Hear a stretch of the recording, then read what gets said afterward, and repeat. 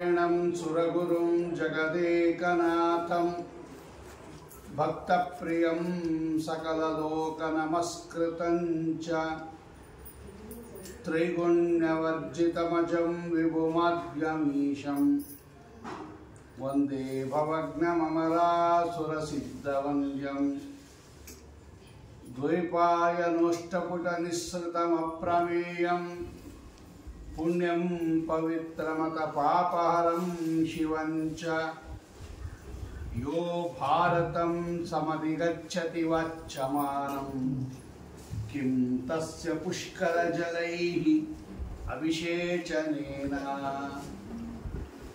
जयति पराशरसूनुः सत्यवती हृदयनन्दनो व्यासः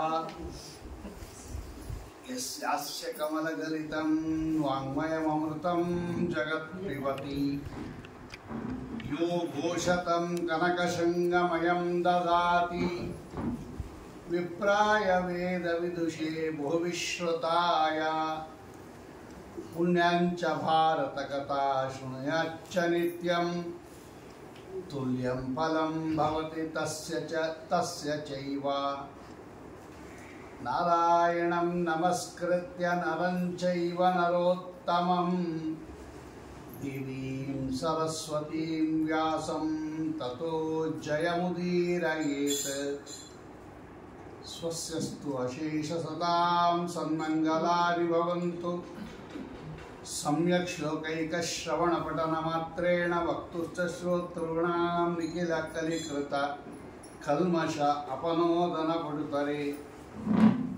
धर्माद्यखिल पुरुषार्थप्रदे श्रीमन्महाभारतखिलभागे हरिवंशमहापुराणे अद्य कथा प्रारम्भे सति किञ्चित् पूर्वकथानुवादः।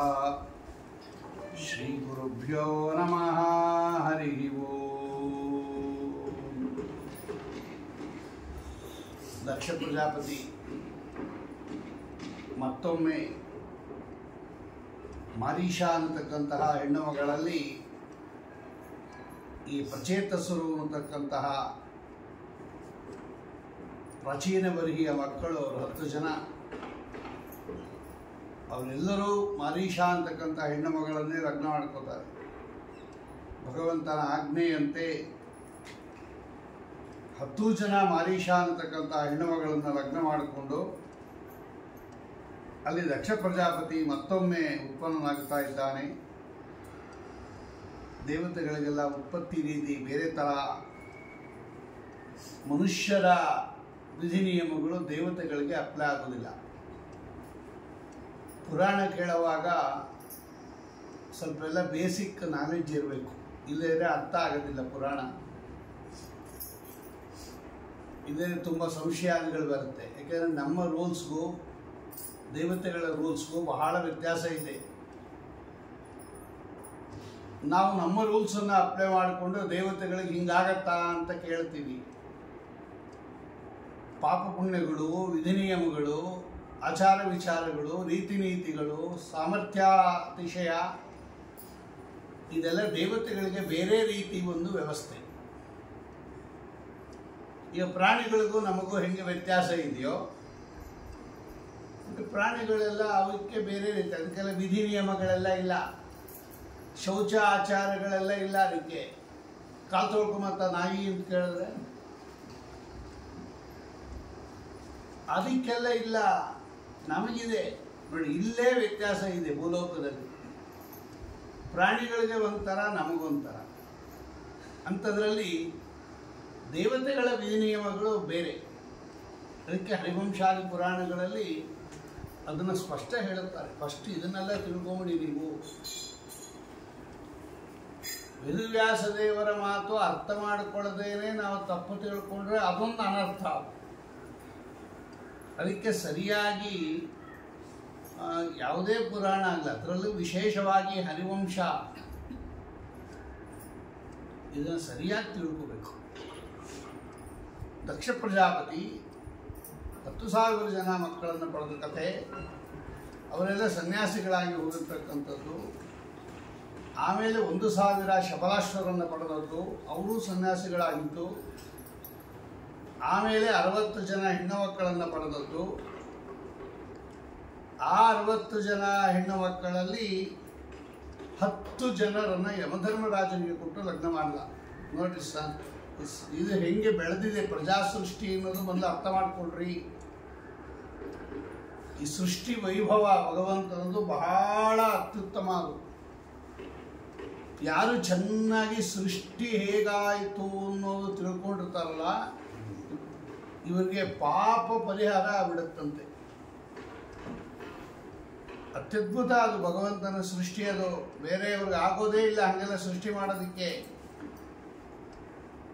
ತಾಸಾಂ ತ್ರಿವೃತಾಂ ಏಕೈಕಾಂ ಅಕರೋತ್ ಅಂತ.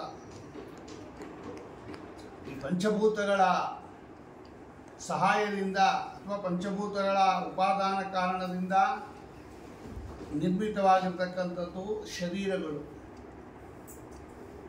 ಈ ಪಂಚಭೂತಗಳಲ್ಲಿ ಈ ಮೂರ್ತ ಅಮೂರ್ತ ಅಂತ ಎರಡು. ಮೂರ್ತ ಪದಾರ್ಥಗಳು, ಅಮೂರ್ತ ಪದಾರ್ಥಗಳು. ಅದರಲ್ಲಿ ಪೃಥ್ವಿ, ಅಪ್ಪು, ತೇಜ ಇದೆಯಲ್ಲ, ಇದು ಮೂರ್ತ ಪದಾರ್ಥಗಳು. ವಾಯುರಾಕಾಶ ಅಂತಕ್ಕಂಥದ್ದು ಮೂರ್ತ ಪದಾರ್ಥಗಳು. ಈ ಪೃಥ್ವಿ, ಅಪ್, ತೇಜೋನಿಂದನೇ ಎಲ್ಲ ಶರೀರಗಳು, ನಮ್ಮ ಶರೀರಗಳೆಲ್ಲ ನಿರ್ಮಾಣ ಆಗಿರೋದು. ಅದಕ್ಕೆ ಇದಕ್ಕೆ ಪಾಂಚಭೌತಿಕ ಶರೀರ ಅಂತ ಕರೀತಾರೆ. ಇನ್ನೆರಡು ನೇರವಾಗಿ ಉಪಯೋಗಕ್ಕಾಗದೇ ಇದ್ರೂ ಕೂಡ ಅದು ಜೀವನಕ್ಕೆ ಉಪಯೋಗ ಆಗಿದೆ. ನೋಡ್ರಿ, ಈಗ ನಮ್ಮ ದೇಹದಲ್ಲಿ ಏನು ಕಠಿಣ ಭಾಗಗಳಿದೆಯಲ್ಲ, ಇದೆಲ್ಲ ಪೃಥ್ವಿ ಭಾಗ ಅಂತ ಕರೀತಾರೆ. ಈಗ ನೋಡಿಕೊಂಡಾಗ ಏನೇನು ಗಟ್ಟಿ ಪದಾರ್ಥಗಳಿದೆ, ಮೂಳೆ, ಮೇಧಸ್ಸು, ಮಾಂಸ, ಓಂ ಮಾಂಸಾದಿ ಭೌಮಂ ಅಂತ ಒಂದು ಸೂತ್ರ. ಭೌಮ ಅಂದರೆ ಭೂಮಿ, ಪೃಥ್ವಿ ಭಾಗ. ಅದೆಲ್ಲ ದೇಹದಲ್ಲಿರ್ತಕ್ಕಂತಹ ಕಠಿಣ ಭಾಗಗಳೆಲ್ಲ ಪೃಥ್ವಿ ಭಾಗದಿಂದ ಮಾಡಿರೋದು. ಇನ್ನು ಒಳಗಡೆ ಏನು ನಮಗೆ ದ್ರವಗಳಿದೆ, ಈ ಕಣ್ಣಲ್ಲಿ ನೀರು ಬರುತ್ತೆ, ಮೂತ್ರ ರೂಪದಲ್ಲಿ ನೀರು ಹೋಗುತ್ತೆ ಹೊರಗಡೆ, ಮೂಗಿನಿಂದ ಬರುತ್ತೆ, ಕಿವಿಯಿಂದ ಬರುತ್ತೆ, ಹೀಗೆ ದ್ರವ ರೂಪದಿಂದ ಏನು ಆಚೆಗೆ ಬರುತ್ತಲ್ಲ, ಇದೆಲ್ಲ ಜಲೀಯ ಭಾಗಗಳು, ನಮ್ಮ ದೇಹದಲ್ಲಿರೋ ನೀರಿನ ಭಾಗಗಳು. ಅವೆಲ್ಲ ಅಪ್ಪು. ಈಗ ಮುಟ್ಟು ನೋಡ್ಕೊಳ್ರಿ, ಹಿಂಗೆ ಬಿಸಿ ಇರುತ್ತೆ, ಕಾಲೆಲ್ಲ ಮುಟ್ಟು ನೋಡ್ಕೊಳ್ರಿ, ಬಿಸಿ ಇರುತ್ತೆ. ಇದು ತೇಜೋ ಭಾಗ, ತೇಜಸ್ಸು, ನಮ್ಮ ಒಳಗಡೆನೆ ಬಿಸಿ ಇದೆ. ಆಮೇಲೆ ಉಸಿರಾಟ ಆಡುತ್ತಾ ಇದ್ದೀವಿ, ಇದು ವಾಯು, ವಾಯು ಸಂಚಾರ. ಉಸಿರು ಒಳಗೆ ಎಳ್ಕೋತೀವಿ, ಉಸಿರು ಹೊರಗಡೆ ಬಿಡ್ತೀವಿ, ಅರ್ಥಾತ್ ಉಚ್ಛ್ವಾಸ ನಿಶ್ವಾಸ ಇದೆಯಲ್ಲ, ಇದೆಲ್ಲ ವಾಯು ಭಾಗ. ಊಟ ಮಾಡಿದಾಗ ಪದಾರ್ಥ ಒಳಗಡೆ ಹೋಗುತ್ತಲ್ಲ, ಇದೇ ಆಕಾಶ. ಆಕಾಶ ಅಂದರೆ ಸ್ಪೇಸು, ಅವಕಾಶ. ಇಲ್ಲೆಲ್ಲ ಜಾಗ ಇದೆ. ನನ್ನ ಸಂಸ್ಕೃತದಲ್ಲಿ ನಾವು ಜಾಗ ಇದೆ, ಖಾಲಿ ಜಾಗ ಅಂತೀವಲ್ಲ, ಅದನ್ನು ಆಕಾಶ ಅಂತ ಕರೀತಾರೆ ಶಾಸ್ತ್ರದಲ್ಲಿ. ಅವಕಾಶ ಪದಾರ್ಥತ್ವಂ ಆಕಾಶತ್ವಂ. ನಮ್ಮ ಒಳಗಡೆ ಖಾಲಿ ಜಾಗ ಇದೆ. ಊಟ ಮಾಡಿದಾಗ ಎಲ್ಲ ಹಿಂಗೆ ಹೋಗುತ್ತೆ. ಇದಕ್ಕೆ ಅಷ್ಟು ಇದೆ ಒಳಗಡೆ. ಇದಕ್ಕೆ ಭಗವಂತ ಅನಿರುದ್ಧ ಪದ್ಮ ಸಂಕೃಷ್ಣ ವಾಸುದೇವ ನಾರಾಯಣ ರೂಪದಿಂದ ನಿಯಾಮಕನಾಗಿದ್ದಾನೆ. ಇದೆಲ್ಲ ಹರಿಕಥಾಮೃತಸಾರದಲ್ಲಿದೆ. ಈ ಪಂಚಭೂತಗಳಲ್ಲಿ ಮೇನು 3. ಪ್ರತಿಯೊಂದು ಪದಾರ್ಥನೂ ಕೂಡ ಪೃಥ್ವಿ, ಅಪ್, ತೇಜಸ್ಸಿನಿಂದ ಉತ್ಪತ್ತಿ ಆಗಿರೋದು. ಈಗ ಮೀನಿದೆ, ಮೀನಿನ ದೇಹದಲ್ಲಿ ಜಲೀಯ ಅಂಶ ಜಾಸ್ತಿ. ನೋಡಿ, ಪೃಥ್ವಿ, ಅಪ್, ತೇಜ. ಅಪ್ ಅಂದರೆ ನೀರು, ಜಲ. ಅದು ಜಲದ ಪೋರ್ಷನ್ ಜಾಸ್ತಿ ಅದರಲ್ಲಿ. ಅದಕ್ಕೆ ಅದು ನೀರಲ್ಲಿ ಬದುಕತ್ತದು ಮೀನು. ಆ ನೀರಿಗೂ ಅದರೊಳಗಡೆ ಇರೋ ಕಾಂಬಿನೇಷನ್ಗೂ ಟ್ಯಾಲಿ ಆಗಿಬಿಡುತ್ತೆ. ಅದಕ್ಕೋಸ್ಕರ ನೀರಲ್ಲಿ ಬದುಕಿರುತ್ತೆ ಮೀನು. ನೀರಿಂದ ಆಚೆಗೆ ತೆಗೆದ್ರೆ ಸತ್ತೋಗುತ್ತೆ ಮೀನು. ಅದು ಪೃಥ್ವಿ ಭಾಗಕ್ಕೆ ಬಂದ್ಬಿಡುತ್ತಲ್ಲ, ಅದಕ್ಕೆ ಅಲ್ಲಿ ವಾಸ ಮಾಡೋಕ್ಕಾಗಲ್ಲ. ಅದಕ್ಕೆ ನೀರಲ್ಲಿ ಇದ್ರೆ ಚೆನ್ನಾಗಿರುತ್ತೆ. ನಮ್ಮನ್ನು ನೀರಲ್ಲಿ ಮುಳುಗಿಸಿದ್ರೆ ನಾವು ಸತ್ತೋಗ್ತೀವಿ. ನಮ್ಮಲ್ಲಿ ಜಲೀಯ ಭಾಗ ಜಾಸ್ತಿ ಇಲ್ಲ, ಪೃಥ್ವಿ ಭಾಗ ಜಾಸ್ತಿ ಇದೆ, ಅದಕ್ಕೆ ನಾವು ಭೂಮಿ ಮೇಲೆ ಚೆನ್ನಾಗಿರ್ತೀವಿ. ನೀರಲ್ಲಿ ಮುಳುಗಿಸಿದ್ರೆ ಸತ್ತೋಗ್ತೀವಿ. ಮೀನು ನೀರಲ್ಲಿ ಚೆನ್ನಾಗಿರುತ್ತೆ, ನೀರಿಂದ ಆಚೆಗೆ ತೆಗೆದ್ರೆ ಸತ್ತೋಗುತ್ತೆ. ಹಾಗಾಗಿ ಅದರ ಒಳಗಡೆ ಇರ್ತಕ್ಕಂತಹ ಏನು ಅಂಶ ಜಾಸ್ತಿ ಇದೆ ಅದಲ್ಲಿ ಚೆನ್ನಾಗಿ ಬಾಳುತ್ತೆ.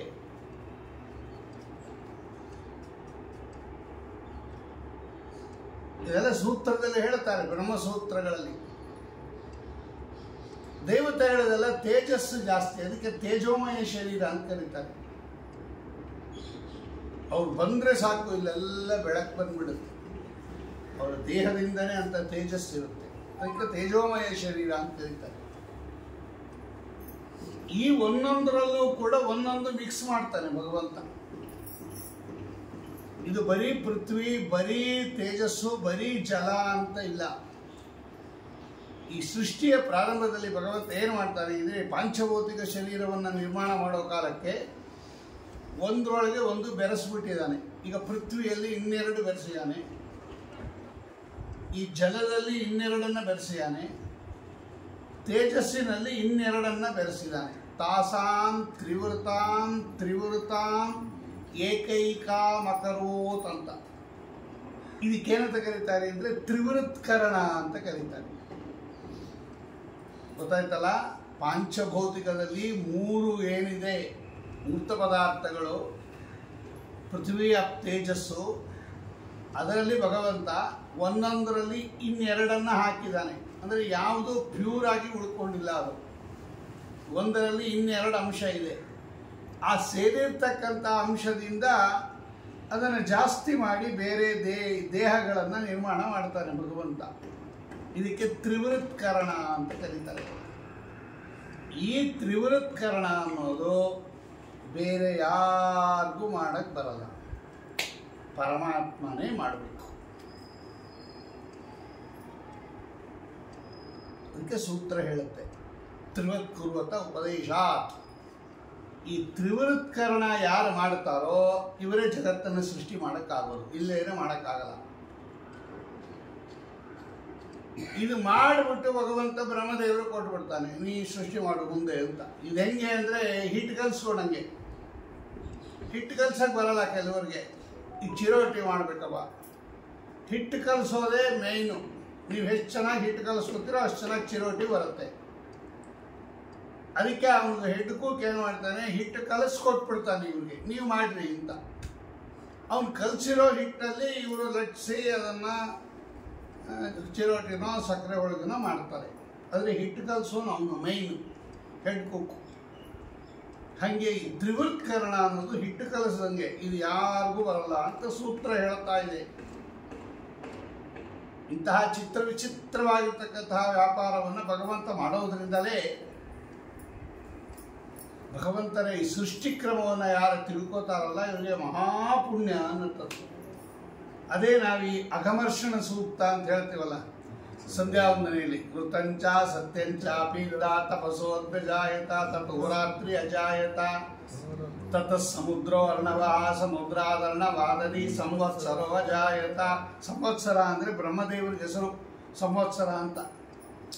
ತಥೋ ರಾತ್ರಾಣಿ ವಿದದತ್ ವಿಶ್ವಸ್ಯಾಂಶಿತೋ ವಸಿ ಸೂರ್ಯ ಚಂದ್ರಮಸೋ ಧಾತ ಯಥಾ ಪೂರ್ವಮ ಕಲ್ಪಯತ್ ದಿವಂಚ ಪೃಥಿವೀಂಚ ಅಂತರಿಕ್ಷಮತೋ ಸ್ವಾಹ.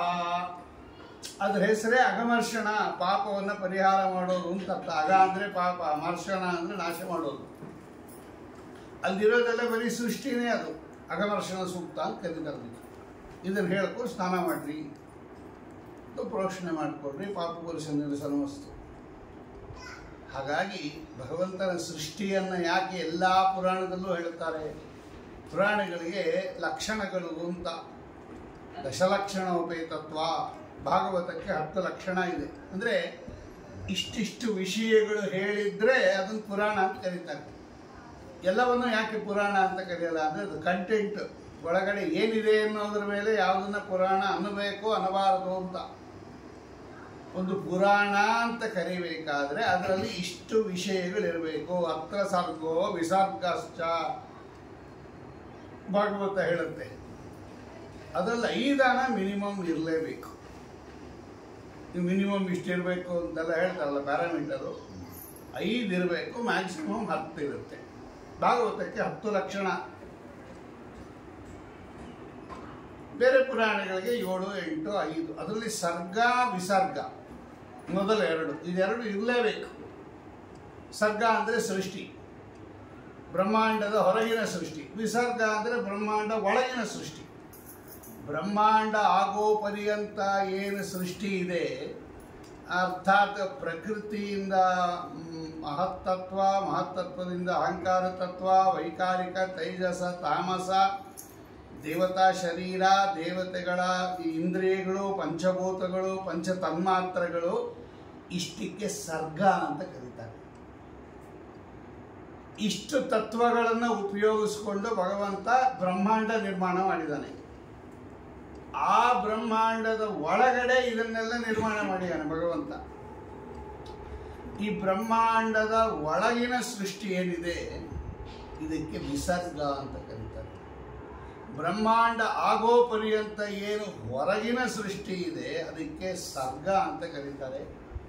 ಸರ್ಗ ಮತ್ತು ವಿಸರ್ಗ ಅಂತಕ್ಕಂತಹ ಈ ಎರಡನ್ನೂ ಕೂಡ ಎಲ್ಲ ಪುರಾಣಗಳಲ್ಲೂ ಬರುತ್ತೆ. ಸೃಷ್ಟಿ ನೋಡ್ರಿ, ಯಾವ ಪುರಾಣ ತೆಗೆದು ನೋಡ್ರಿ, ಸೃಷ್ಟಿ ಕ್ರಮ ಇದೆ. ಅದರಲ್ಲಿ ಅನೇಕ ರೀತಿ ಸೃಷ್ಟಿ. ನಾ ಹೇಳ್ದಂಗೆ ಈಗಾಗಲೇ ನೇರವಾಗಿ ಭಗವಂತ ಮಾಡೋದು ಕೆಲವು, ಬ್ರಹ್ಮದೇವರನ್ನು ನಿರ್ಮಾಣ ಮಾಡಿ ಬ್ರಹ್ಮದೇವರ ಒಳಗಿದ್ದು ಸೃಷ್ಟಿ ಮಾಡೋದು ಕೆಲವು, ಆಮೇಲೆ ಮರೀಚಿ ಮೊದಲಾದ ಋಷಿಗಳನ್ನು ಸೃಷ್ಟಿ ಮಾಡಿ ಅಲ್ಲಿದ್ದು ಮಾಡೋದು ಕೆಲವು, ಆಮೇಲೆ ಈ ದಕ್ಷ ಪ್ರಜಾಪತಿ ಮೊದಲಾದವರನ್ನ ಸೃಷ್ಟಿ ಮಾಡಿ ಅದರೊಳಗಿದ್ದು ಭಗವಂತ ಮಾಡೋ ಸೃಷ್ಟಿ ಕೆಲವು, ಆಮೇಲೆ ಕಶ್ಯಪರು ಮಾಡತಕ್ಕಂಥ ಸೃಷ್ಟಿ, ಅಲ್ಲಿದ್ದು ಸೃಷ್ಟಿ ಮಾಡ್ತಾನೆ ಭಗವಂತ. ಹೀಗೆ ಯಾರೇ ಸೃಷ್ಟಿ ಮಾಡಿದ್ರೂ ಕೂಡ ಭಗವಂತನ ಸನ್ನಿಧಾನ ಇಲ್ಲದೇನೆ ಯಾರು ಏನೂ ಮಾಡೋಕ್ಕಾಗಲ್ಲ. ಸೃಷ್ಟಿ ಅನ್ನೋದು ಭಗವಂತನ ಅಸಾಧಾರಣ ಲಕ್ಷಣ. ಓಂ ಜನ್ಮಾದ್ಯಸ್ಯ ಯತಃ. ಜನ್ಮ, ಒಂದು ಪದಾರ್ಥ ಸೃಷ್ಟಿ ಆಗಬೇಕು ಅಂದರೆ ಭಗವಂತ ಇರಲೇಬೇಕು. ನೇರವಾಗಿರ್ತಾನೋ, ಒಳಗಡೆ ಇರ್ತಾನೋ, ಸ್ವಲ್ಪ ಮಾಡ್ತಾನೋ, ಜಾಸ್ತಿ ಮಾಡ್ತಾನೋ, ಅದು ಬೇರೆ ವಿಷಯ. ಒಟ್ಟಿನಲ್ಲಿ ಇರಲೇಬೇಕು, ಇಲ್ಲದೇ ಆಗಲ್ಲ. ಪರಮಾತ್ಮನನ್ನು ಬಿಟ್ಟು ನಾನೇ ಇಂಡಿಪೆಂಡೆಂಟ್ ಆಗಿ ಯಾರು ಏನೂ ಸೃಷ್ಟಿ ಮಾಡೋಕ್ಕಾಗಲ್ಲ, ಏನು ಸೃಷ್ಟಿ ಮಾಡೋಕ್ಕಾಗಲ್ಲ. ಆದ್ದರಿಂದ ಇದು ಹರಿವಂಶ. ಅದಕ್ಕೆ ಹರಿವಂಶ ಅಂತ ಇಟ್ಟಿರೋದು. ಯಾವುದೇ ವಂಶ ತಗೊಳ್ರಿ, ಅದು ಭಗವಂತನ ವಂಶ. ಯಾಕಂದರೆ ಅವನು ಮೂಲ ಪುರುಷ. ಅದಕ್ಕೆ ಹಾಗಾಗಿ ಕಡೆಗೆ ಸಂತಾನ ಉತ್ಪತ್ತಿ ಕೂಡ ಗಂಡನ ಕೆಲಸ ಅಲ್ಲ. ಈಗ ತಪ್ಪು ತಿಳ್ಕೊಳ್ರಿ ಎಲ್ಲರೂ ಕೂಡ. ಅಲ್ಲೂ ಭಗವಂತನ ಸನ್ನಿಧಾನ ಇರುತ್ತೆ. ಆ ಉಪನಿಷತ್ತು ಹೇಳುತ್ತದೆ, ತಲವಕಾರ ಉಪನಿಷತ್ತು, ಕೇನೋಪನಿಷತ್ತು. ಪುರುಷ ಅವರಲ್ಲಿ ಮುಖ್ಯ ಪ್ರಾಣದೇವರ ಸನ್ನಿಧಾನ ಬರಬೇಕು. ಸಂತಾನ ಆಗಬೇಕಾದರೆ ವಾಯುದೇವರ ಸನ್ನಿಧಾನ ಬರಬೇಕು ಪುರುಷರಲ್ಲಿ. ಸ್ತ್ರೀಯರಲ್ಲಿ ರಯಿ ಅಂತ ಭಾರತೀ ದೇವಿಗೆ ಹೆಸರು. ಅವಳಿಗೆ ರಯಿ ಅಂತ ಒಂದು ಹೆಸರು. ಆ ರಯಿ ಅನ್ನೋ ಶಬ್ದದಿಂದ ಭಾರತೀ ದೇವಿ ಇರ್ತಾಳೆ. ಈ ಪುರುಷರಲ್ಲಿ ವಾಯುದೇವರ ಸನ್ನಿಧಾನ ಇರುತ್ತೆ, ವಿಶೇಷವಾಗಿರುತ್ತೆ. ಎಲ್ಲರಲ್ಲೂ ಇದ್ದೇ ಇದ್ದಾರೆ, ವಿಶೇಷವಾಗಿರುತ್ತೆ. ಅದು ಬರೀ ರಾತ್ರಿ ಕಾಲದಲ್ಲಿ ಇರುತ್ತೆ. ಆ ವಾಯುದೇವರ ಒಳಗಡೆ ಭಗವಂತನ ಸನ್ನಿಧಾನ ಇರುತ್ತೆ. ಯಾವುದು? ಪ್ರದ್ಯುಮ್ನ ಅಂತ ಭಗವಂತನ ರೂಪ ಇರುತ್ತೆ. ಇಲ್ಲಿ ಕೃತಿ ಅಂತಕ್ಕಂಥ ಲಕ್ಷ್ಮೀ ರೂಪ ಇರುತ್ತೆ. ಅಲ್ಲಿಗೆ ಸ್ತ್ರೀ ಅರ್ಥಾತ್ ಪತ್ನಿಯ ಒಳಗಿರುವ ಭಾರತೀಯ ಒಳಗಡೆ ಇರುವ ಈ ಕೃತಿ ಅವರ ಸನ್ನಿಧಾನ ಯಾವಾಗಿರುತ್ತೋ, ಪುರುಷರ ಒಳಗಡೆ ವಾಯುದೇವರ ಪ್ರದ್ಯುಮ್ನ ಸನ್ನಿಧಾನ ಯಾವಾಗಿರುತ್ತೋ ಆವಾಗಲೇ ಗರ್ಭಧಾರಣೆ ಆಗುತ್ತೆ. ಗರ್ಭಧಾರಣೆ ಆಗಬೇಕಾದ್ರೆ ಇಷ್ಟು ಸನ್ನಿಧಾನ ಇರಬೇಕು, ಇಷ್ಟು ಚಿಂತನೆಯೂ ಮಾಡಬೇಕು. ಇದೆಲ್ಲ ಉಪನಿಷತ್ತಿನಲ್ಲಿ ಇರ್ತಕ್ಕಂತಹ ವಿಷಯಗಳು. ಅಲ್ಲಿಗೆ ಸಂತಾನೋತ್ಪತ್ತಿಯೂ ಕೂಡ ಭಗವಂತನ ವ್ಯಾಪಾರವೇ ಹೊರತು ಈ ಕೇವಲ ಪುರುಷನ ವ್ಯಾಪಾರ ಅಲ್ಲ. ಇಲ್ಲದೆ ಇದ್ದಿದ್ರೆ ಎಲ್ಲರಿಗೂ ಸಂತಾನ ಆಗ್ಬೇಕಾಗಿತ್ತಲ್ವಾ, ನಿಯಮನ ಆಗ್ಬೇಕಾಗಿತ್ತಲ್ವಾ, ಅಥವಾ ಅಪೇಕ್ಷಿತ ಸಂತಾನ ಆಗ್ಬೇಕಾಗಿತ್ತಲ್ವಾ. ಹೆಣ್ಣು ಮಗು ಅಂದ್ರೆ ಹೆಣ್ಣು ಮಗು, ಗಂಡು ಮಗು ಅಂದ್ರೆ ಗಂಡು ಮಗು, ಹಿಂಗಾಗಲ್ಲ. ಯಾಕೆ ಅಂದ್ರೆ ಅದು ನಮ್ಮ ಅಧೀನದಲ್ಲಿಲ್ಲ. ಅದಕ್ಕೆಲ್ಲ ಕಾರಣ ಸ್ವಾಮಿ. ಆದ್ದರಿಂದ ಶಾಸ್ತ್ರೀಯ ವಿಷಯವಾಗಿ ಅದಕ್ಕೆ ಗರ್ಭಾಧಾನ ಅನ್ನೋದು ಒಂದು ಸಂಸ್ಕಾರ. ಅದು ಆ ಸಂಸ್ಕಾರವನ್ನು ಯಾಕೆ ಮಾಡಿಸ್ತಾರೆ? ಅದಕ್ಕೆ ವಿವಾಹದಲ್ಲಿ ಗರ್ಭಾಧಾನ ಹೋಮ ಅಂತಾನೆ ಒಂದು ಹೋಮ ಮಾಡಿಸ್ತಾರೆ. ನಿಷೇಕ ಪ್ರಸ್ತಕ್ಕಿಂತ ಮುಂಚೆ ಗರ್ಭಾಧಾನ ಹೋಮ ಅಂತ ಒಂದು ಹೋಮ ಮಾಡಿಸ್ತಾರೆ. ಅದು ಗರ್ಭಾಧಾನ ಅನ್ನೋದು ಒಂದು ಸಂಸ್ಕಾರ. ಅದು ಆ ಸಂಸ್ಕಾರ ಆದ ಮೇಲೆ ಇವನು ಗರ್ಭಾಧಾನ ಮಾಡಬೇಕು ಪುರುಷನಿಗೆ, ಪುರುಷ ಅದನ್ನು ತನ್ನ ಪತ್ನಿಗೆ. ಅದಕ್ಕೆ ಸಮಯ ನಿಗದಿ ಮಾಡಿರೋದು. ಆ ಸಮಯದಲ್ಲಿ ಮಾತ್ರ ದೇವತಾ ಸನ್ನಿಧಾನ. ಅದು ಸಂತಾನ ಆಗಬೇಕಾದ್ರೆ ಅವರಿಬ್ಬರ ಸನ್ನಿಧಾನ ಇಲ್ಲದೆ ಇದ್ರೆ ಆಗಲ್ಲ. ಇದೆಲ್ಲ ಶಾಸ್ತ್ರೀಯ ವಿಷಯಗಳು. ಆ ಸನ್ನಿಧಾನ ತರಿಸಬೇಕಾದರೆ ಪಾಪ ಇರಬಾರ್ದು. ನೋಡಿ, ಪಾಪ ಇದ್ದವರಲ್ಲಿ ಆ ಸನ್ನಿಧಾನ ಬರಲ್ಲ. ಆ ಪಾಪ ಪರಿಹಾರಕ್ಕೋಸ್ಕರವಾಗಿಯೇ ಈ ಹರಿವಂಶ ಕಥಾಶ್ರವಣ. ಅನೇಕ ಪಾಪಗಳು ಮಾಡಿಬಿಟ್ಟಿರುತ್ತೆ ಜನ್ಮಾಂತರದಲ್ಲಿ. ಈಗ ನಮಗೆ ರಿಯಲೈಸ್ ಆಯಿತು ಮಾಡಬಾರ್ದಾಗಿತ್ತು ಅಂತ. ಮಾಡಿಬಿಟ್ಟಿದ್ದೀವಿ. ಅದು ಈಗೆಲ್ಲ ಯಾವುದೋ ಮಾಡಿದ್ದೀವಿ, ನಮ್ಗೆ ಯಾವಾಗ ಅಂತಲೂ ಗೊತ್ತಿಲ್ಲ. ಈಗ ನಮಗೆ ಗೊತ್ತಾಯ್ತು ಏನು ಮಾಡಬೇಕು ಅಂತ ಪ್ರಶ್ನೆ ಮಾಡಿದಾಗ ಅದಕ್ಕೊಂದು ರೆಮಿಡಿ ಹೇಳ್ಕೊಟ್ರು. ಅದಕ್ಕೆ ನಾಗ ಪ್ರತಿಷ್ಠಾಪನೆ ಮಾಡಿರಿ, ಅದಕ್ಕೆ ಅಶ್ವತ್ಥ ಪ್ರದಕ್ಷಿಣೆ ಮಾಡಿರಿ, ಅದಕ್ಕೆ ಹರಿವಂಶ ಕಥಾಶ್ರವಣ ಮಾಡಿರಿ. ಇದೆಲ್ಲ ಯಾಕೆ ಬಂತು? ಪ್ರಾಯಶ್ಚಿತ್ತ ರೂಪವಾಗಿ ಬಂದಿರೋದು ಇದೆಲ್ಲ. ಈಗ ಗೊತ್ತಾಯ್ತಲ್ಲ, ಇದೆಲ್ಲ ಆಚರಣೆ ಮಾಡಿರಿ, ಆ ಹಿಂದಿನ ಪಾಪ ಎಲ್ಲ ಹೋಗುತ್ತೆ, ನಿಮಗೆ ಸತ್ಸಂದೇವರ ಅನುಗ್ರಹ ಆಗುತ್ತೆ ಅಂತ. ಇವೆಲ್ಲ ಭಗವಂತನ ಅನುಗ್ರಹದಿಂದ ಆಗಿದ್ದರಿಂದಲೇ ಇವರೆಲ್ಲ ಇಷ್ಟೊಂದು ಸಂತಾನ ಪಡೆದದ್ದು. ಇದೆಲ್ಲ ಸ್ವಂತ ಅಂತ ತಿಳ್ಕೊಬೇಡಿ. ಯಾರಿಗೂ ತೇನ ವಿನ ತೃಣಮಪಿ ನ ಚಲತಿ. ಹುಲ್ಲು ಕಡ್ಡಿ ಕೂಡ ಅಲ್ಲಾಡೋದಿಲ್ಲ. ಇದನ್ನು ನಾವು ಗಮನಿಸಬೇಕು. ದಕ್ಷ ಪ್ರಜಾಪತಿ 60 ಜನ ಹೆಣ್ಣು ಮಕ್ಕಳಲ್ಲಿ 10 ಜನರನ್ನು ಯಮಧರ್ಮರಾಜರಿಗೆ ಕೊಟ್ಟ. ಅದರಲ್ಲಿ ಆಮೇಲೆ 13 ಜನರನ್ನ ಕಶ್ಯಪ ಋಷಿಗಳಿಗೆ ಲಗ್ನ ಮಾಡಿಕೊಟ್ಟ. 27 ಜನರನ್ನ ಚಂದ್ರನಿಗೆ ಕೊಟ್ಟು ಲಗ್ನ ಮಾಡಿದ. ಇವರೆಲ್ಲ ಅವನ ದಕ್ಷಪುತ್ರಿಯರು. ಅಶ್ವಿನಿ, ಭರಣಿ, ಕೃತಿಕಾ, ರೋಹಿಣಿ ಅಲ್ಲಿಂದ ಸ್ಟಾರ್ಟ್ ಮಾಡಿಕೊಂಡು ಅವರೆಲ್ಲ. ಆಮೇಲೆ ಅರಿಷ್ಟನೇಮಿ ಇರತಕ್ಕಂತಹ ಋಷಿಗಳಿಗೆ 4 ಜನರನ್ನ ಕೊಟ್ಟ. ಇನ್ನು ಕೃಷಾಶ್ವ, ಭೃಗುಪುತ್ರ, ಕೃಷಾಶ್ವ, ಆಂಗಿರಸ ಅನ್ನೋರಿಗೆ ಇಬ್ಬಿಬ್ಬರನ್ನು ಕೊಟ್ಟ. ಅಲ್ಲಿಗೆ 6, 4, 10, 27, 37, 13, 50, 10, 60 ಹೀಗೆ 60 ಜನ ಹೆಣ್ಣು ಮಕ್ಕಳನ್ನು ಲಗ್ನ ಮಾಡಿಕೊಟ್ಬಿಟ್ಟ ದಕ್ಷ ಪ್ರಜಾಪತಿ. ಇದರಲ್ಲಿ ಇವರ ಸಂತಾನನೇ ಇವತ್ತೆಲ್ಲ ಜಗತ್ತಿನಲ್ಲಿ ಹರಡಿರೋದು. ಇದನ್ನು ಹರಿವಂಶ ಒತ್ತಿ ಹೇಳುತ್ತೆ. ಭಾಗವತದಲ್ಲಿ ಇಷ್ಟೊಂದು ವಿಸ್ತಾರ ಇಲ್ಲ. ಹರಿವಂಶ ಅದು ಸಂತಾನೋತ್ಪತ್ತಿಗೆ ಹೇಳಿರೋದ್ರಿಂದ ಯಾರ್ಯಾರು ಅಲ್ಲೆಲ್ಲ ಅವರು ಹುಟ್ಟಿದ್ರು ಅನ್ನೋದು ತಿಳಿಸುತ್ತೆ.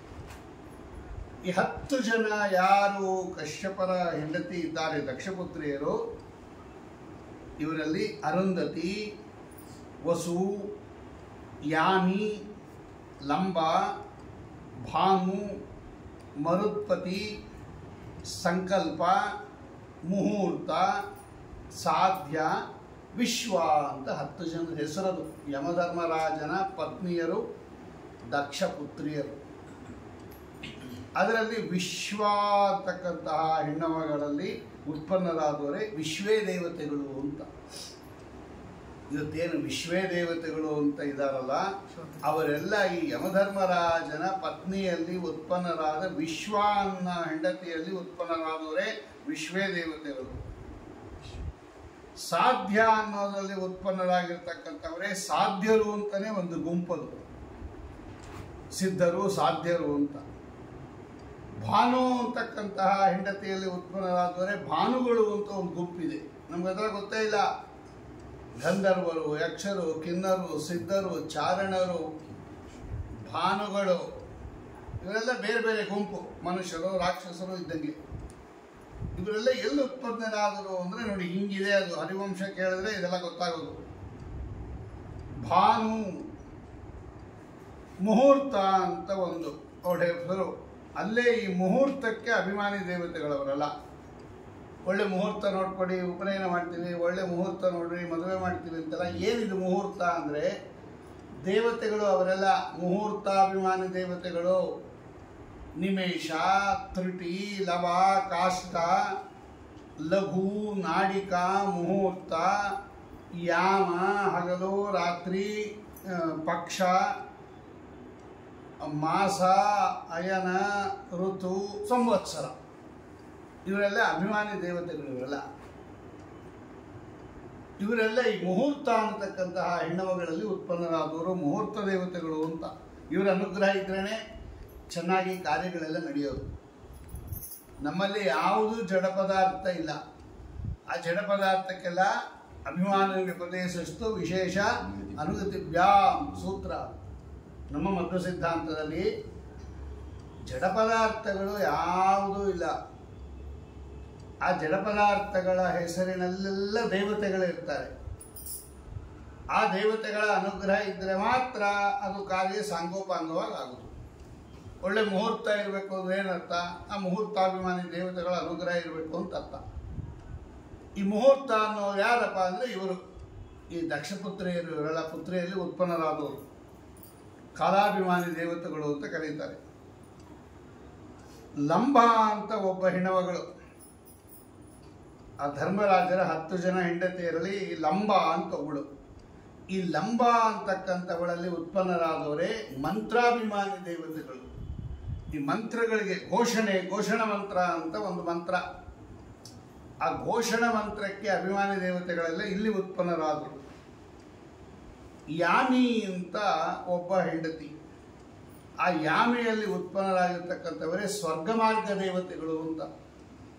ಸ್ವರ್ಗಕ್ಕೆ ಹೋಗುವಾಗ ಮಾರ್ಗ ಇದೆಯಲ್ಲ, ಆ ಸ್ವರ್ಗ ಮಾರ್ಗ ದೇವತೆಗಳು ಅಭಿಮಾನಿ ದೇವತೆಗಳು. ಅಭಿಮಾನಿ ದೇವತೆಗಳು ಅಂದ್ರೆ ಏನಪ್ಪ? ತತ್ವಾಭಿಮಾನಿಗಳು ಅಂತೀವಿ ನಾವು, ಮಹತ್ತತ್ವಾಭಿಮಾನಿ ಅಂತೀವಿ. ಅಭಿಮಾನಿ ಅಂದ್ರೇನು ಅಂದರೆ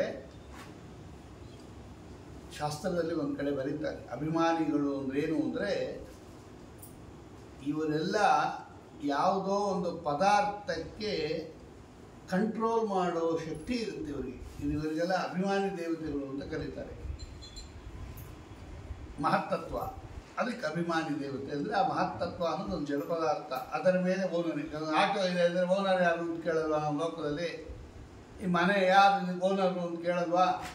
ಮನೆ ಜಡ ಪದಾರ್ಥ, ಅದೇನು ಮಾಡುತ್ತದು?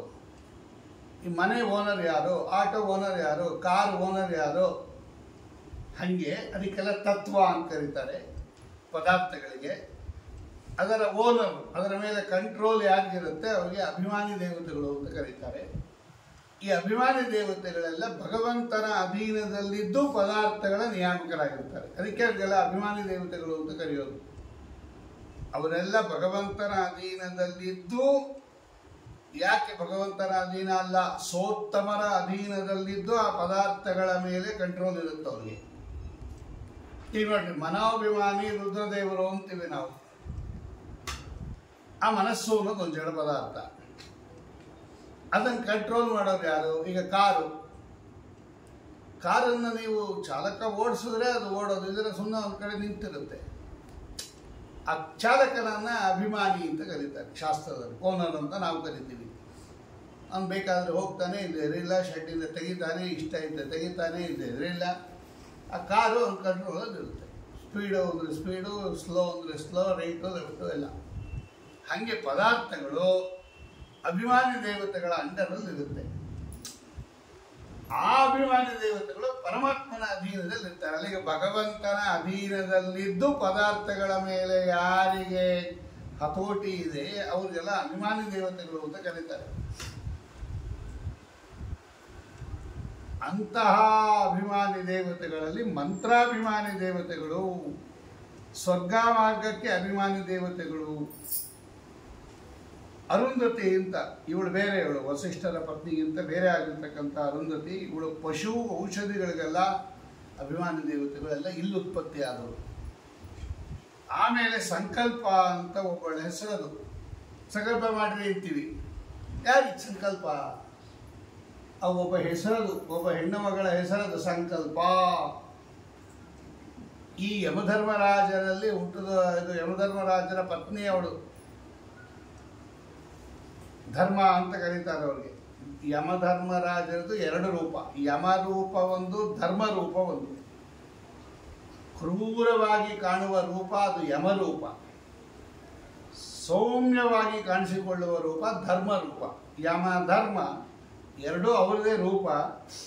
ಧರ್ಮ ರೂಪ ಒಂದು, ಯಮರೂಪ ಒಂದು. ಘೋರವಾಗಿ ಪಾಪಿಗಳಿಗೆ ಕಾಣಿಸ್ಕೋತಾರೆ, ಅದು ಯಮ ಅಂತ ಕರೀತಾರೆ ಅವನ್ನೇ. ಇನ್ನೊಂದು ಧರ್ಮ ಅಂತ ಕರೀತಾರೆ, ಕೆಲವು ಕಡೆ ಧರ್ಮ ಅಂತ ಪ್ರಯೋಗ ಮಾಡಿದ್ದಾರೆ. ಈ ಧರ್ಮನ 10 ಜನ ಹೆಂಡತಿಯರಲ್ಲಿ ಸಂಕಲ್ಪ ಅಂತ ಒಬ್ಬಳು. ಆ ಸಂಕಲ್ಪ ಅನ್ನೋಳು ಏನು ಮಾಡ್ತಾಳೆ ಅಂದರೆ, ನಮ್ಮ ಮನಸ್ಸಿನಲ್ಲಿ ನಾವು ಮಾಡುವ ಸಂಕಲ್ಪ ವಿಕಲ್ಪಗಳಿಗೆ ಇವಳು ನಿಯಾಮಕ ದೇವತೆ. ಸಂಕಲ್ಪ ಅಂದರೆ ಹೀಗೆ ಮಾಡ್ತೀನಿ ಅಂತ, ವಿಕಲ್ಪ ಅಂದರೆ ಹೀಗೆ ಮಾಡಲ್ಲ ಅಂತ. ಇದಕ್ಕೆ ಸಂಕಲ್ಪ ವಿಕಲ್ಪ ಅಂತ ಕರೀತಾರೆ. ನಾನು ಕಾಶಿ ಯಾತ್ರೆಗೆ ಹೋಗ್ತೀನಿ ಅಂತ ಸಂಕಲ್ಪ ಮಾಡ್ತೀರ, ಇದಕ್ಕೆ ಸಂಕಲ್ಪ ಅಂತ ಕರೀತಾರೆ. ಅಂದರೆ ಮನಸ್ಸಿನಲ್ಲಿ ನಿಶ್ಚಯ ಮಾಡೋದು ಅಂತ ಸಂಕಲ್ಪ ಅಂದರೆ. ಈ ಸಂಕಲ್ಪಕ್ಕೆ ನಿಯಾಮಕ ದೇವತೆ ಇವಳು ವಿಕಲ್ಪ. ಮನಸ್ಸಂಕಲ್ಪಾಭಿಮಾನಿ ದೇವತೆಗಳು. ಆಮೇಲೆ ಯಾಮಿ ಅಂತ ಒಬ್ಬಳು. ಆ ಯಾಮಿ ಪುತ್ರಿಗೆ ನಾಗವೀತಿ ಅಂತ ಮಗಳವಳು. ಆ ನಾಗವೀತಿ ಇರತಕ್ಕಂತಹ ಇವರೆಲ್ಲ ಎಂಥದೋ ಅವಳ ನಾಗವೀತಿಯಲ್ಲಿ ವೃಷಲಂಬ ಅಂತಕ್ಕಂಥವರಲ್ಲಿ ಉತ್ಪನ್ನನಾದವನೇ ಈ ವೃಷ್ಟಿ ಅಭಿಮಾನಿ ದೇವತೆ, ಮಳೆಗೆ ಅವಾಂತರ ದೇವತೆ. ಮುಖ್ಯ ಇಂದ್ರ ದೇವರಿದ್ದಾರೆ, ಇವರೆಲ್ಲ ಅವರ ಅಂಡಲ್ಲ ಇರ್ತಾರೆ. ಅವಾಂತರ ಅಭಿಮಾನಿ ಅಂತ ಕರೀತಾರೆ. ನಿಮಗೆ ವೃಷ್ಟಿ ಅಭಿಮಾನಿ ದೇವತೆಗಳೆಲ್ಲ ಅಲ್ಲಿ ಉತ್ಪನ್ನರಾದರು. ವಸು ಅಂತಕ್ಕಂಥವಳು ಒಬ್ಬಳು. ಅಲ್ಲಿ ಆಪ, ಧ್ರುವ, ಸೋಮ, ಧರ, ಅನಿಲ, ಅನಲ, ಪ್ರತ್ಯೂಷ, ಪ್ರಭಾಸ ಅಂತ 8 ಜನ ಮಕ್ಕಳು ಅವ್ರಿಗೆ. ಆ ಆಪ ಅನ್ನೋನಿಗೆ ವೈತಂಡ್ಯ, ಶ್ರಮ, ಶಾಂತ, ಮುನಿ ಅಂತ 4 ಜನ ಮಕ್ಕಳು. ಧ್ರುವ ಅನ್ನೋನಿಗೆ ಕಾಲ ಅಂತಕ್ಕಂಥವನು. ಸೋಮ ಅನ್ನೋನಿಗೆ ವರ್ಚ, ವರ್ಚನ ಮಗನೇ ವರ್ಚಸ್ವಿ. ಧರ ಅಂತಕ್ಕಂತಹ ಅವಳಿಗೆ ದ್ರವಿಣ, ಹವ್ಯವಹ ಅಂತ ಹೇಳಿ 3 ಜನ ಮಕ್ಕಳು. ಅನಿಲ ಅಂತಕ್ಕಂಥವನ ಹೆಂಡತಿ ಶಿವ ಅಂತ, ಅವಳಿಗೆ ಮನೋಜವ, ಅವಿಜ್ಞಾತಗತಿ, ಅನಲ, ಶಾಖ, ವಿಶಾಖ, ನೈರಮೇಯ, ಸ್ಕಂದ. ಹೀಗೆ ಸ್ಕಂದ ಹೀಗೆಲ್ಲ ಉತ್ಪತ್ತಿಯಾಗುತ್ತೆ. ಪ್ರತ್ಯೂಷ ಅಂತ ಒಬ್ಬ, ಅವನು ದೇವಲ, ವೃಷ್ಟಿ. ಹೀಗೆಲ್ಲ ಇವ್ರದ್ದು ಯಾವುದು ಈ 10 ಜನ ಮಕ್ಕಳದು.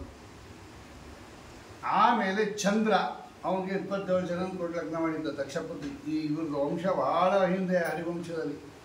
ಈ ದಕ್ಷನ ವಂಶ ಇದೆಯಲ್ಲ, ಇದು ಭಾಳ ದೊಡ್ಡ ವಂಶ. ಇದು 60 ಜನ ಹೆಣ್ಣು ಮಕ್ಕಳಿಂದಲೇ ಇವತ್ತು ಜಗತ್ತಿನಲ್ಲಿರೋ ಎಲ್ಲ ಬಹುಶಃ ಸಂತಾನ ಇವರಿಂದನೇ ಉತ್ಪತ್ತಿಯಾಗಿದೆ.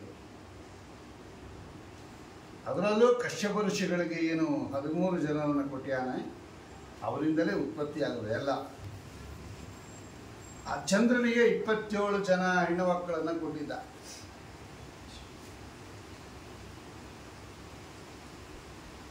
ರೇವತಿ ತನಕ, ಅಶ್ವಿನಿಯಿಂದ ಹಿಡಿದು ರೇವತಿ ಪರ್ಯಂತ.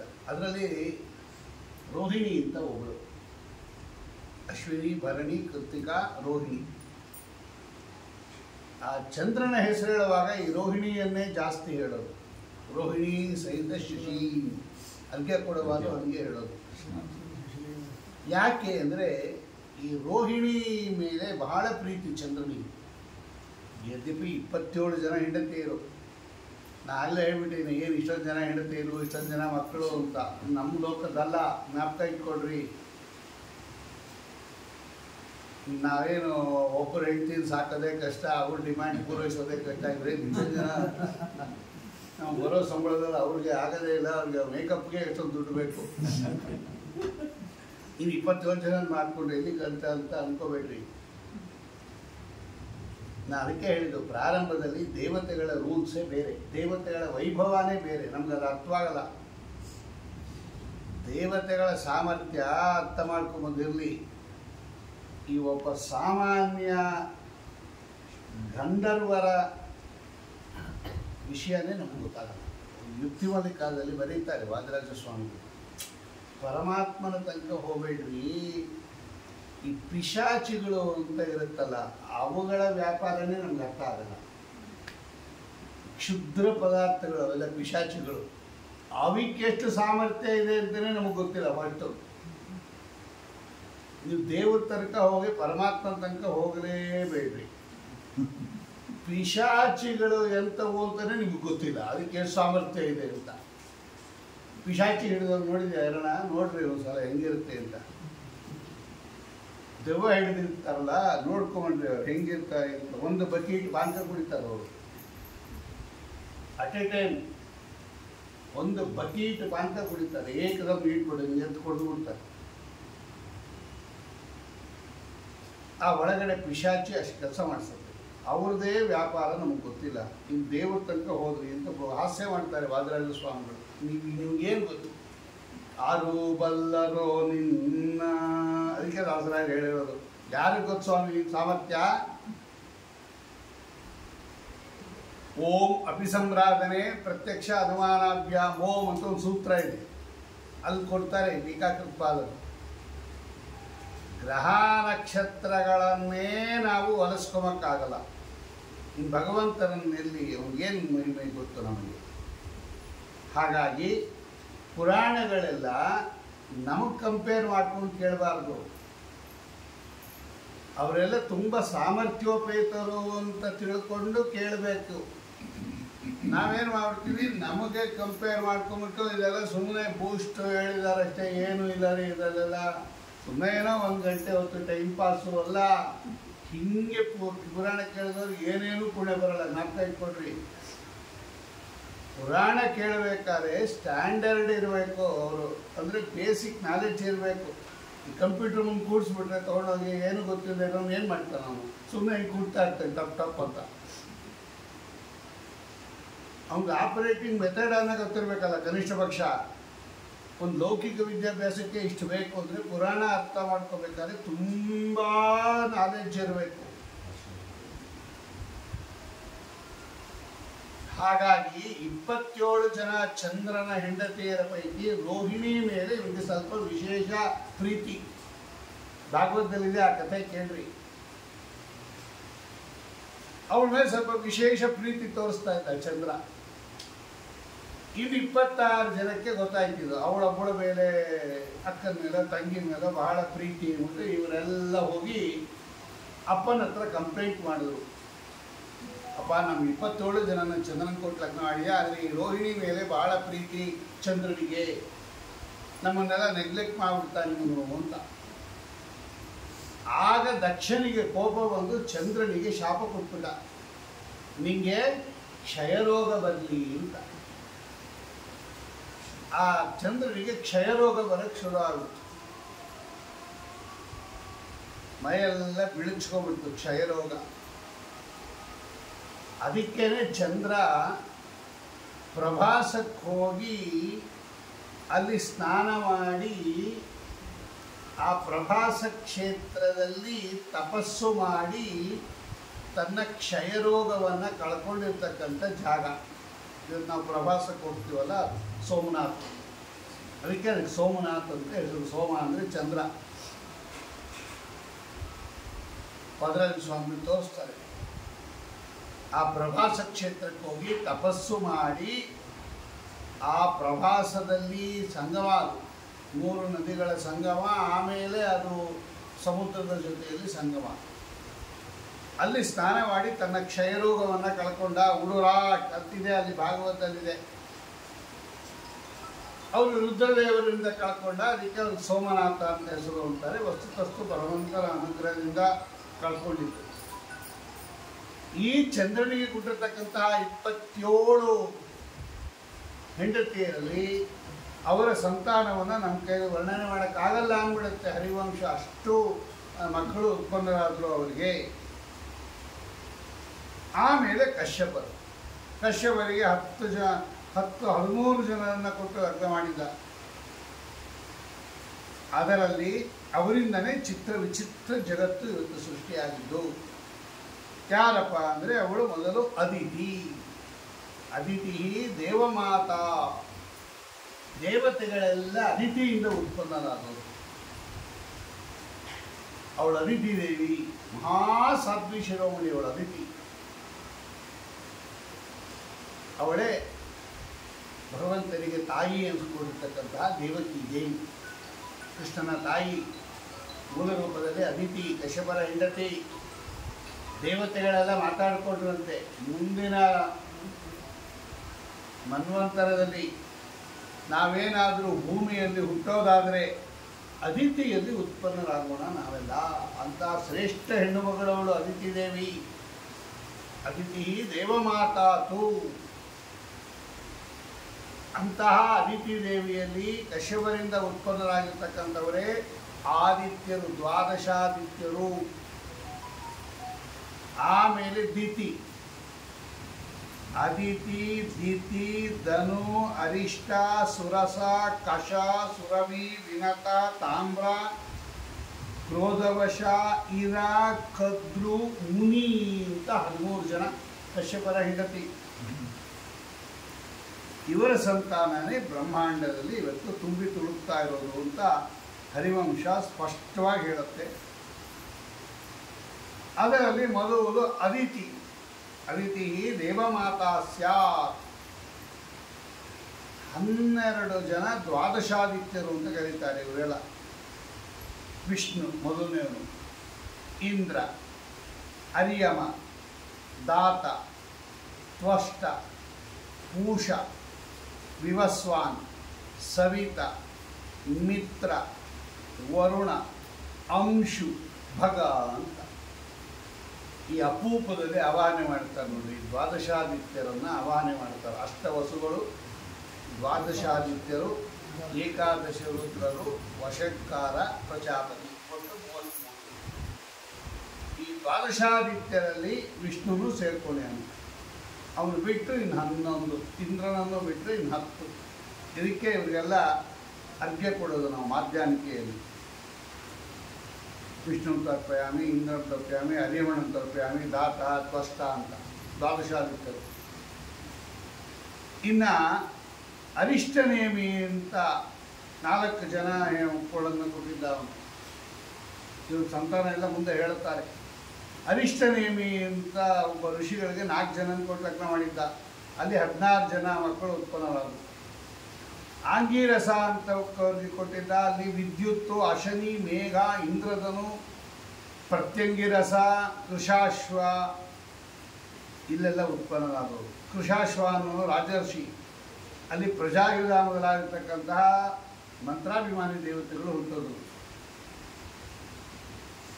ಮೊದಲು ದಿತಿ ಸಂತಾನ ಹೇಳುತ್ತಾರೆ.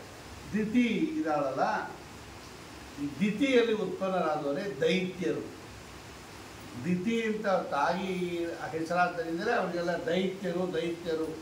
ದೈತ್ಯರು ಬೇರೆ, ದಾನವರು ಬೇರೆ, ರಾಕ್ಷಸರು ಬೇರೆ. ನಾವೆಲ್ಲರಿಗೂ ಎಲ್ಲ ಯಾವ್ದು ಬೇಕೋ ಹಾಕ್ಕೊಂಡ್ಬಿಡ್ತೀವಿ, ಹಂಗಲ್ಲ. ದಿತಿಯ ಮಕ್ಕಳೆಲ್ಲ ದೈತ್ಯರು, ಧನುವಿನ ಮಕ್ಕಳೆಲ್ಲ ದಾನವರು. ರಾಕ್ಷಸರು ಅನ್ನೋರು ಯಾರೋ ಈ ಕೆಳಗಡೆ ಲೋಯೆಸ್ಟ್ ಕ್ವಾಲಿಟಿ ಪೀಪಲ್ ಅವರು, ಆ ಗುಂಪಲ್ಲಿ ರಾಕ್ಷಸರಿದಾರಲ್ಲ ಅವರೆಲ್ಲ. ಇವರೆಲ್ಲ ಸ್ಟ್ಯಾಂಡರ್ಡು ಕಶ್ಯಪಪುತ್ರರು. ಅದಕ್ಕೆ ಸಮುದ್ರ ಮಂಥನ ಕಾಲದಲ್ಲಿ ಅವರೆಲ್ಲ ಗಲಾಟೆ ಮಾಡಿದ್ದು. ನಾವು ಪಾದ ಹಿಡ್ಕೊಬಲ್ಲ, ನಾವೆಲ್ಲ ಕಶ್ಯಪರ ಮಕ್ಕಳು, ನಾವು ಏನಂತ ತಿಳ್ಕೊಂಡಿದ್ದೀರಾ ನೀವು ಅಂತ ಬೈತಾರೆ. ಅವರು ಕಶ್ಯಪರ ಮಕ್ಕಳೇ, ಈ ದೇವತೆಗಳು. ಅರೆ ಇವರೆಲ್ಲ ನಾವು ಅದೆಲ್ಲ ಅಮಂಗಳ ಹಿಡಿಯಲ್ಲ ಅಂತ ಸ್ಟ್ಯಾಂಡರ್ಡ್ ಇವರೆಲ್ಲ. ಅದರಲ್ಲಿ ಹಿರಣ್ಯಾಕ್ಷ ಮೊದಲನೇ ದೈತ್ಯರಲ್ಲಿ ಹಿರಣ್ಯಾಕ್ಷ, ಹಿರಣ್ಯಕಶಿಪು, ಸಿಂಹಿಕ. ಈ ಸಿಂಹಿಕ ಅಂತಕ್ಕಂಥವನ ಗಂಡನೇ ವಿಪ್ರಚಿತ್ತಿ ಅಂತಕ್ಕಂತಹ ದಾನವ ಅವನು. ಮೇಡಮ್, ಧನುವಿನ ಮಗ. ಅದು ಹೆಂಗೆ ಅಣ್ಣ ತಂಗಿ ಮಕ್ಕಳು ಲಗ್ನ ಮಾಡಿಕೊಡು ಅಂತ ಕೇಳಿ ದೇವತೆ, ಅದಕ್ಕೆ ನಾನು ಹೇಳಿದ್ದು ದೇವತೆಗಳ ರೂಲ್ಸ್ ಬೇರೆ. ಧನು ಮತ್ತು ಇವರು ಅಣ್ಣ ತಮ್ಮಂದ ಅಕ್ಕ ತಂಗಿಯರು ಮಕ್ಕಳನ್ನೇ ಲಗ್ನ ಮಾಡ್ಕೊತಾರೆ. ಅದೆಲ್ಲ ಏನಿಲ್ಲ ಅಲ್ಲಿ, ದೇವತೆಗಳಿಗೆ ಇದೆಲ್ಲ ಏನು ನಿಯಮ ಇಲ್ಲ. ಈ ವಿಪ್ರಚಿತ್ತಿ ಲಗ್ನ ಮಾಡ್ಕೊಂಡು ನಾವು ದಾನವ ಅವನು. ಈ ಸಿಂಹಿಕ ಮತ್ತು ವಿಪ್ರಚಿತ್ತಿಯಲ್ಲಿ ಉತ್ಪನ್ನರಾದರೆ ಸೈನಿಕೆಯರು ಅಂತ. ಅವರೆಲ್ಲ ಎಷ್ಟು? 10,000 ಜನ ಸೈನಿಕೆಯರು ಅಂತ. ಮಹಾಪರಾಕ್ರಮಶಾಲಿಗಳು. ಆ ದಾನವರು ಬಂದಾಗ ಹೇಳುತ್ತಾರವರು, ಇವ್ರದ್ದು ಅದೇ ಹರಿವಂಶ ಹೇಳುತ್ತೆ, ಇವ್ರ ಮಕ್ಕಳು, ಇವ್ರ ಮೊಮ್ಮಕ್ಕಳು, ಇದನ್ನೆಲ್ಲ ನಾವು ವರ್ಣನೆ ಮಾಡೋಕ್ಕೆ ಆಗಲ್ಲ. ಮಕ್ಕಳೇ 10,000 ಅಂದಾಗ ಅವರಲ್ಲಿ ಮಕ್ಕಳು ಅದನ್ನು ವರ್ಣನೆ ಮಾಡೋಕ್ಕೆ ಆಗಲ್ಲ ಅಂತ ಹೇಳ್ಬಿಡ್ತಾರೆ ಅವ್ರ ಕಡೆಗೆ.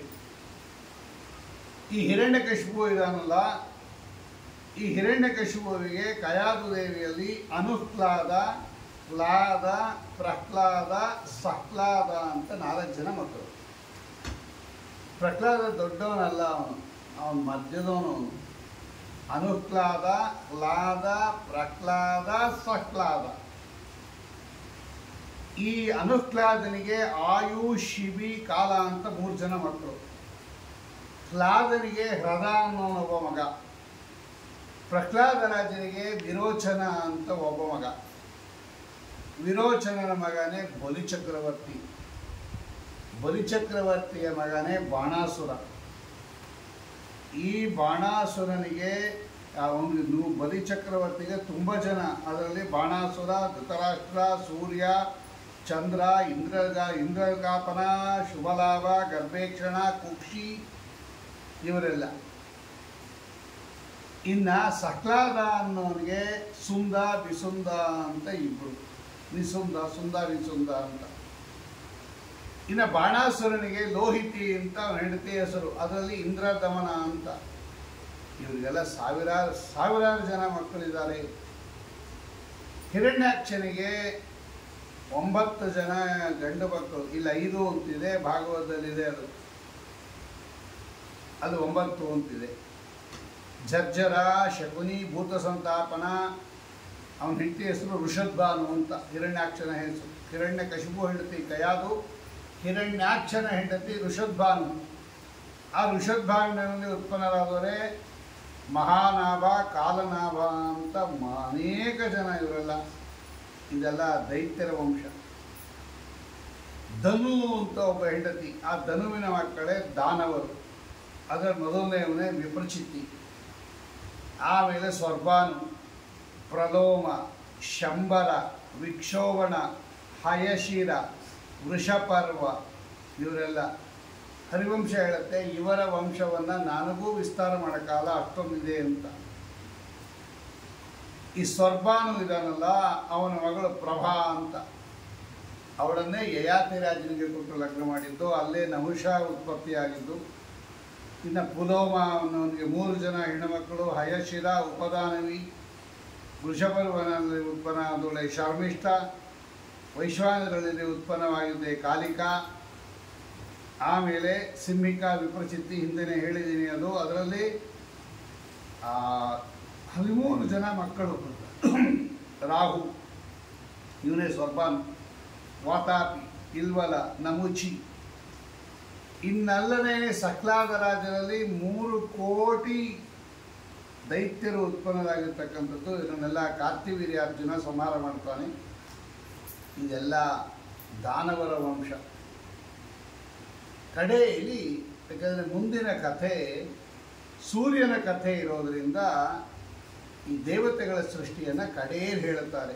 ಹಾಗೆ ಕಂಟಿನ್ಯೂ ಮಾಡೋಕ್ಕೆ ಅನುಕೂಲ ಆಗುತ್ತೆ ಅನ್ನೋ ದೃಷ್ಟಿಯಿಂದ ಅದಿತಿ ದೇವಮಾತಾ ಸ್ಯಾತ್ ಅಂತ ಹೇಳಿ ದೇವತೆಗಳ ತಾಯಿಯಾಗಿರ್ತಕ್ಕಂತಹ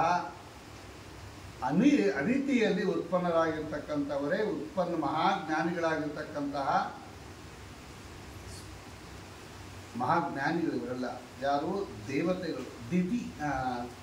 ಅದಿತಿ ಪುತ್ರರು. ಇನ್ನು ಈಗಾಗಲೇ ಅದಿತಿಯ ವಿಷಯ ಹೇಳಿದೆ, ದ್ವಿತೀಯ ವಿಷಯ ಹೇಳಿದೆ, ಧನುವಿನ ವಿಷಯ ಹೇಳಿದೆ. ನಾಲ್ಕನೆಯವಳು ತಾಮ್ರ ಅಂತ ಅವಳ ಹೆಸರು. ಕಶ್ಯಪರ ಹೆಂಡತಿ 13 ಜನರಲ್ಲಿ ತಾಮ್ರ ಅಂತ ಒಬ್ಬಳು. ಈ ತಾಮ್ರ ಅನ್ನೋಳಿಗೆ 6 ಜನ ಹೆಣ್ಣು ಮಕ್ಕಳು. ಇದೆಲ್ಲ ಸೃಷ್ಟಿಕ್ರಮ ತಿಳ್ಕೊಂಡಿರ್ಬೇಕು. ಭಗವಂತನ ಮಹಿಮಾ ಹೆಂಗಿದೆ ಅಂತ ಗೊತ್ತಾಗಬೇಕಾದ್ರೆ ಇವತ್ತಿನ ಜಗತ್ತಿನಲ್ಲಿ ನಾವೇನೇನು ಪದಾರ್ಥ ನೋಡ್ತಾ ಇದೀವಲ್ಲ, ಇದೆಲ್ಲ ಹೆಂಗೆ ಉತ್ಪತ್ತಿ ಆಯಿತು ಅನ್ನೋ ಜ್ಞಾನ ಬೇಕು ನಮಗೆ. ಈ ತಾಮ್ರ ಅಂತಕ್ಕಂತಹ ಹೆಣ್ಣು ಮಗಳಿಗೆ 6 ಜನ ಹೆಣ್ಣು ಮಗಳು ಕಶ್ಯಪರ ಭಾರ್ಯ. ಅದರಲ್ಲಿ ಕಾಕಿ, ಶೈನಿ, ಭಾಸಿ, ಸುಗ್ರೀವಿ, ಶುಚಿ, ಗೃದ್ರಿಕಾ ಅಂತ 6 ಜನ ಹೆಣ್ಣುಮಕ್ಕಳು. ಅದರಲ್ಲಿ ಕಾಕಿ ಅಂತ ಒಬ್ಬಳು, ಅಂದರೆ ಕಶ್ಯಪರ ಹೆಂಡತಿ ತಾಮ್ರ, ಅಲ್ಲಿ ಉತ್ಪನ್ನರಾದವರು 6 ಜನ ಹೆಣ್ಣು ಮಕ್ಕಳು. ಅದರಲ್ಲಿ ಕಾಕಿ ಅಂತ ಒಬ್ಬಳು. ಆ ಕಾಕಿಯಲ್ಲಿ ಉತ್ಪನ್ನರಾದರೆ ಕಾಗೆಗಳು ಇವೆ. ಕಾಗೆ ನೋಡ್ತೀವಲ್ಲ, ಆಗ ಅಲ್ಲಿ ಆ ಕಾಕಿ ಎನ್ನುವಳಿಂದ ಉತ್ಪನ್ನ ಆಗಿದ್ದದು. ಶೈನಿ ಅಂತ ಒಬ್ಬಳು. ಆ ಶೈನಿಯಲ್ಲಿ ಉತ್ಪನ್ನವಾಗಿರ್ತಕ್ಕಂಥದ್ದೇ ಮೊಲಗಳು. ಮೊಲಗಳೆಲ್ಲ ಈ ಶೈನಿಯಿಂದ ಉತ್ಪತ್ತಿ ಆಗಿದ್ದು. ಭಾಸಿ ಅಂತ ಒಬ್ಬಳು, ಅಲ್ಲಿ ಉತ್ಪನ್ನವಾಗಿದ್ದೇ ಕೋಳಿಗಳು. ಸುಗ್ರೀವಿ ಅಂತ ಒಬ್ಬಳು, ಆ ಸುಗ್ರೀವಿಯಲ್ಲಿ ಉತ್ಪನ್ನವಾಗಿರ್ತಕ್ಕಂಥದ್ದೇ ಕುತ್ತಿಗೆ ಉದ್ದ ಇರ್ತಕ್ಕಂಥ ಪ್ರಾಣಿಗಳು. ಕುದುರೆ, ಒಂಟೆ, ಜಿರಾಫೆ, ಕತ್ತೆ ಇವೆಲ್ಲ. ಗ್ರೀವ ಅಂದರೆ ಕುತ್ತಿಗೆ, ಉದ್ದ ಕುತ್ತಿಗೆ ಇರ್ತಕ್ಕಂಥ ಪ್ರಾಣಿಗಳು ಸುಗ್ರೀವಿ. ಗೃದ್ರಿಕಾ ಅಂತ ಒಬ್ಬಳು, ಅಲ್ಲಿ ಉತ್ಪನ್ನ ಆಗಿದೆ ಗೃದ್ರ ಅಂದರೆ ಹದ್ದುಗಳು. ಶುಚಿ ಅಂತಕ್ಕಂಥವಳು ಒಬ್ಬಳು, ಅಲ್ಲಿ ಉತ್ಪನ್ನರಾಗಿದ್ದೆ ಹಂಸಗಳು. ಗೊತ್ತಾಗ್ತಲ್ಲ, ಈ ಪ್ರಾಣಿಗಳೆಲ್ಲ ಯಾರ್ಯಾರಿಂದ ಉತ್ಪನ್ನವಾಯಿತು? ಕಾಕಿಯಿಂದ ಕಾಗೆಗಳು, ಶೈನಿಯಿಂದ ಮೊಲಗಳು, ಭಾಸಿಯಿಂದ ಕೋಳಿಗಳು, ಸುಗ್ರೀವಿಯಿಂದ ಕುದುರೆ, ಒಂಟೆ, ಕತ್ತೆ ಮೊದಲಾದ ಉದ್ದುದ್ದ ಕುತ್ತಿಗೆ ಇರ್ತಕ್ಕಂಥವರು, ಗೃದ್ರಿಕಾ ಅನ್ನೋದರಿಂದ ಹದ್ದುಗಳು, ಶುಚಿ ಎನ್ನುವಳಲ್ಲಿ ಹಂಸಗಳು.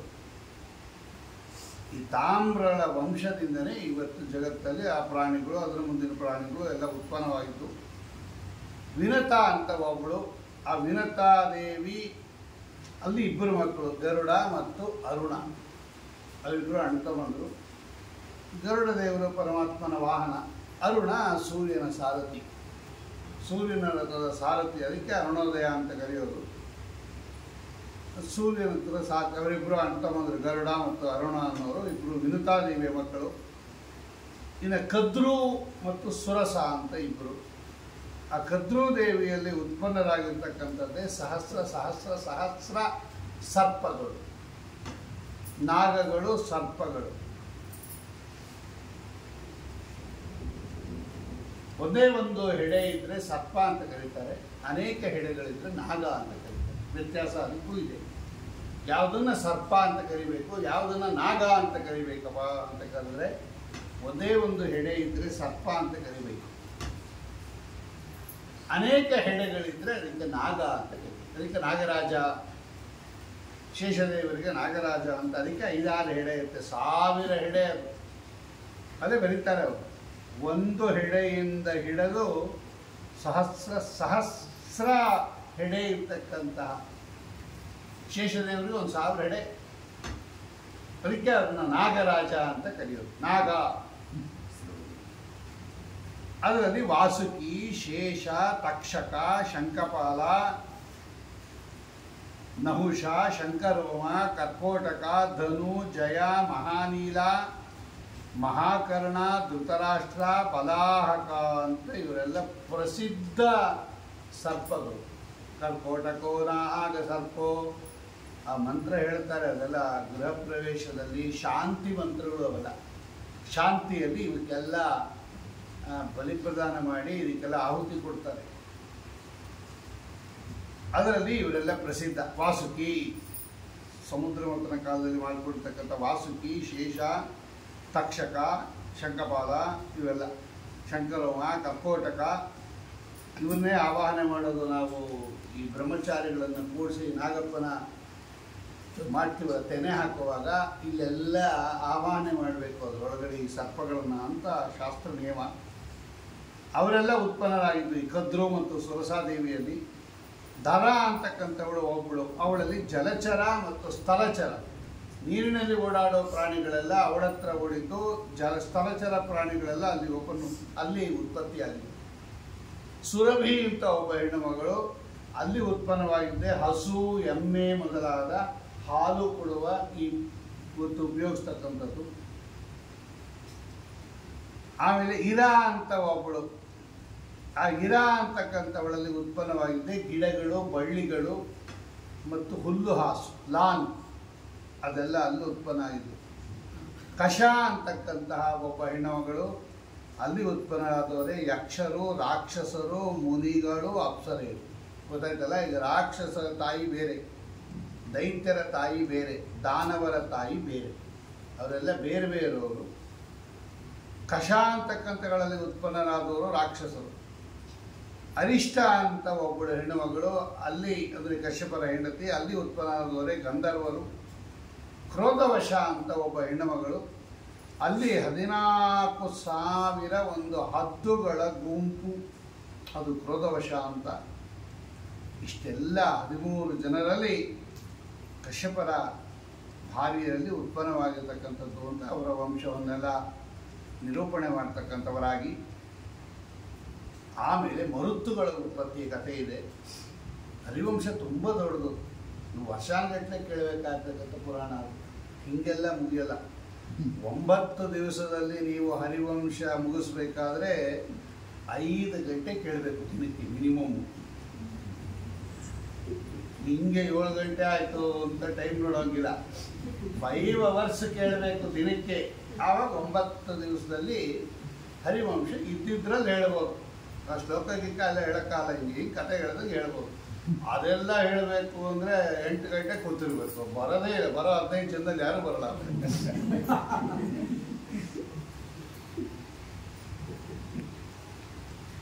ಅದಕ್ಕೆ ಕಾಲಕ್ಕೆ ತಕ್ಕಂತೆ ಸಾಧನೆ, ಕಾಲಕ್ಕೆ ತಕ್ಕಂತೆ ಫಲ. ಹಿಂದೆಲ್ಲ ಕೇಳ್ತಾ ಇದ್ದೆ. ಪರೀಕ್ಷಿತ್ ರಾಜ ನೋಡ್ರಿ, ಪೂರ್ತಿ 7 ದಿವಸ ಆಗೋ ತನಕ ಅವ್ರು ಹೇಳಲೇ ಇಲ್ಲ ಮೇಲೆ. ಅವ್ನು ಎದ್ದಿದ್ದು ವೈಕುಂಠಕ್ಕೆ. 7 ದಿವಸದ ಕಥೆಯ ಕೇಳಿ ಹೇಳಿರೋ ವೈಕುಂಠಕ್ಕೆ. 7 ದಿವಸ ಕೂತ್ಕೊಂಡ್ಮೇಲೆ ಅವ್ನು ಎದ್ದ ಅಂದರೆ ವೈಕುಂಠಕ್ಕೆ ಹೋದ ಅಂತಲೇ ಲೆಕ್ಕ. ಅಲ್ಲಾಡದೆ ಕೂತಿಯಾನೆ ಅವನು. 24x7 ATM ಇದ್ದಂಗೆ ಅವನು. ಹಂಗೆ ಕೇಳಿದವನು ಪರೀಕ್ಷಿತ್ ರಾಜ. ನಾವೆಲ್ಲ 1 ಗಂಟೆ 2 ಗಂಟೆ ಕೇಳ್ಬಿಟ್ಟು ಸಪ್ತಾಹ ಆಯಿತು ಅಂದರೆ ಅಷ್ಟೇ ಆಯಿತು. ಹಂಗಲ್ಲ. ಆದರೆ ನಮಗಿರೋ ಸಾಮರ್ಥ್ಯನೇ ಅಷ್ಟು. ಅಷ್ಟೊತ್ತಕ್ಕ ಕೂತ್ಕೊಳ್ಳೋದೇ ಕಷ್ಟ ಇವಾಗ ನಾವು. ಅದಕ್ಕೆ ಅಷ್ಟೇ ಫಲ. ಕಲಿಯುಗದಲ್ಲಿ ಅದಕ್ಕೇನೆ ಯಾವುದೂ ಇಲ್ಲ. ದೈಹಿಕ ಬಲ ಇಲ್ಲ, ಜ್ಞಾನ ಬಲ ಇಲ್ಲ, ಜ್ಞಾಪಕ ಇಲ್ಲ, ಏನೂ ಇಲ್ಲ. ಅದಕ್ಕೆ ನಾರಾಯಣ ಕೃಷ್ಣ ಅಂತ ಹೇಳ್ಬಿಟ್ರು ಎಂದ್ಬಿಟ್ರು ಭಾಗವತ. ಇಂಥದ್ದೇನೂ ಆಗಲ್ಲ ಬಿಡಿ. ದೊಡ್ಡ ದೊಡ್ಡ ಯಜ್ಞ ಮಾಡೋಕ್ಕಾಗಲ್ಲ, ವೇದ ಓದೋಕ್ಕಾಗಲ್ಲ, ಶಾಸ್ತ್ರ ಓದೋಕ್ಕಾಗಲ್ಲ, ಎಲ್ಲ ಆಗಲ್ಲ ಅಂತಾನೆ ನಿಮ್ಮದು. ಆಗತ್ತೆ ಅನ್ನೋದು ಇಲ್ಲವೇ ಇಲ್ಲ. ಅದಕ್ಕೆ ಕೂತ್ಕಡೆ ನಾರಾಯಣ ಕೃಷ್ಣ ಗೋವಿಂದ ಅಂತ ಹೇಳಿ ಸಾಕು ಹೋಗ್ಬಿಟ್ರು. ಧ್ಯಾನವು ಕೃತಯುಗದಿ, ಯಜನ ಯಜ್ಞವು ತ್ರೇತಾಯುಗದಿ, ದಾನವಾಂತಕನ ಅರ್ಚನೆಯು ದ್ವಾಪರಯುಗದಿ, ಕಲಿಯುಗದಿ ಗಾಯನದಿ ಗೋವಿಂದ ಎನ್ನದು ಕೈಗೂಡುವನು ರಂಗವಿಠಲ. ಅವ್ರು ಹೇಳ್ಬಿಟ್ರು ಶ್ರೀಪಾದರಾಜರು. ಸಾಕು, ನೀವೆಲ್ಲ ನಾರಾಯಣ ಕೃಷ್ಣ ಅಂತ ಹೇಳಿ ಹೆಜ್ಜೆಗೆ ಅಷ್ಟು ಹೇಳಿ ಪ್ರಾಕ್ಟೀಸ್ ಮಾಡ್ಕೊಳ್ಳಿ ಸಾಕು ಅಂತ. ಅದು ಹೇಳಲ್ಲ ನಾವು. ಅಯ್ಯಯ್ಯೋ ಪಯ್ಯಯ್ಯೋ ಅಂತೀವಿ ಹೇಳುವುದಾಗ. ನಾರಾಯಣ ಕೃಷ್ಣ ಅನ್ನೋದು ಬರಲ್ಲ. ಆಮೇಲೆ ಈಗ ಒಬ್ಬೊಬ್ಬರದಾಗಿ ಕಥೆ ಹೇಳಕ್ಕೆ ಶುರು ಮಾಡಿದ್ರು. ಮರುತ್ತುಗಳ ಉತ್ಪತ್ತಿ ಅದು ಭಾಗವತದಲ್ಲೂ ಇದೆ, ಹರಿವಂಶದಲ್ಲೂ ಇದೆ. ಮರುತ್ತುಗಳ ಕಥೆ ಕೇಳಿದ್ರೆ ವಿಶೇಷ ಅನುಗ್ರಹ. ಅದಕ್ಕೆ ಅದು ಭಾಗವತದಲ್ಲಿ ಹೇಳಿರೋದು. ಶ್ರಾದ್ದ ಕಾಲದಲ್ಲಿ ಮರುತ್ತುಗಳ ಉತ್ಪತ್ತಿ ಕಥೆಯನ್ನು ಕೇಳಿದ್ವಿ ಅಂತಿದೆ ಭಾಗವತದಲ್ಲಿ. ಭಾಗವತದಲ್ಲಿ ತಂದೆ ತಾಯಿಗಳು ಶ್ರಾದ್ದ ಮಾಡುವಾಗ ಶುಭ ಸಂದರ್ಭದಲ್ಲಿ ಮರುತ್ತುಗಳ ಉತ್ಪತ್ತಿ ಕಥೆಯನ್ನು ಕೇಳಿದ್ವಿ ಅಂತ. ಏನದು ಮರುತ್ತುಗಳ ಉತ್ಪತ್ತಿ ಅಂದರೆ, ಈ ಭಗವಂತನಿಗೆ, ದೇವತೆಗಳಿಗೆ, ದೈತ್ಯರುಗಳಿಗೆ ಆಗಾಗ ಯುದ್ಧ ನಡೀತಾ ಇರುತ್ತೆ. ಆ ದೇವತೆಗಳು ದೈತ್ಯರುಗಳಿಗೆ ಯುದ್ಧ ನಡೆದಾಗ ಒಂದ್ಸಲ ದೈತ್ಯರೆಲ್ಲ ಸೋತೋದು. ದೇವತೆಗಳಿಗೆ ಸಹಜವಾಗಿ ಭಕ್ತರು, ಭಗವಂತನ ಅನುಗ್ರಹ ಇರುತ್ತೆ, ವಾಯುದೇವರ ಅನುಗ್ರಹ ಇರುತ್ತೆ. ಯತ್ರ ಯೋಗೇಶ್ವರ ಕೃಷ್ಣ ಯತ್ರ ಪಾರ್ಥೋಧರ ತತ್ರ ಶ್ರೀ ವಿಜಯ. ದೈತ್ಯರೆಲ್ಲ ಸೋತೋದು. ಈ ದೈತ್ಯರ ತಾಯಿ ದಿತಿಗೆ ಸ್ವಲ್ಪ ಮಕ್ಕಳೆಲ್ಲ ಸೋತೋದ್ರಲ್ಲ ಅಂತ ಅಭಿಮಾನ, ಅವಳು ಸ್ವಲ್ಪ ದುಃಖ ಆಯ್ತು. ದಿತಿ ಕಶ್ಯಪರ ಹೆಂಡತಿ, ಇದೇ ವಿಚಿತ್ರಗ ನೋಡಿದ್ವಿ ನಾವು. ಅವಳು ಒಂದಿನ ಕಶ್ಯಪರ ಹತ್ರ ಬಂದು, ಗಂಡನ ಹತ್ರ ಬಂದು, ಯಾಕಮ್ಮ ಸಪ್ಪಗಿದೆಯಾ ಅಂತ ಕೇಳಿದ್ರು. ನೋಡಿ, ಈ ಇಂದ್ರದೇವರು ವೃತ್ರಾಸುರನ ಸಂಹಾರ ಮಾಡಿರ್ತಕ್ಕಂಥ ಸಂದರ್ಭ ಅದು. ಭಾಗವತ ಶಿಷ್ಟಸ್ಕರದಲ್ಲಿ ಇದೆ ಆ ಕಥಾ. ವೃತ್ರಾಸುರನ ಸಂಹಾರ ಮಾಡಿಬಿಟ್ರು ಒಂದು ದೈತ್ಯ. ದಿತಿಗೆ ಸ್ವಲ್ಪ ಮನಸ್ಸಿಗೆ ಬೇಜಾರಾಯಿತು. ಈ ಇಂದ್ರದೇವರು ಎಲ್ಲರನ್ನೂ ಸಂಹಾರ ಮಾಡಿಬಿಡ್ತಾರೆ ಅಥವಾ ಪರಮಾತ್ಮ ಎಲ್ಲರನ್ನೂ ಸಂಹಾರ ಮಾಡಿಬಿಡ್ತಾರೆ, ಸ್ವಲ್ಪ ನಮ್ಮ ಮನಸ್ಸಿಗೆ ಬೇಜಾರಾಗುತ್ತೆ. ಏನಮ್ಮ ನಿನ್ನ ಅಭಿಲಾಷೆ ಎಂದರು. ಆ ಇಂದ್ರದೇವರನ್ನ ಕೊಲ್ಲುವಂಥ ಒಬ್ಬ ಮಗ ಬೇಕು ಅಂತ ಕೇಳಿದವಳು ಕಶ್ಯಪರನ್ನ. ನಂಗೊಂದು ಸಂತಾನ ಆಗಬೇಕು ನಿಮ್ಮಿಂದ, ಅದು ಸಾಮಾನ್ಯ ಅಲ್ಲ, ಇಂದ್ರದೇವರನ್ನ ಕೊಲ್ಲುವಂಥ ಮಗ ಹುಟ್ಟಬೇಕು ನನಗೆ. ಕಶ್ಯಪ ಋಷಿಗಳು ಅರ್ಥ ಮಾಡಿಕೊಂಡ್ರು.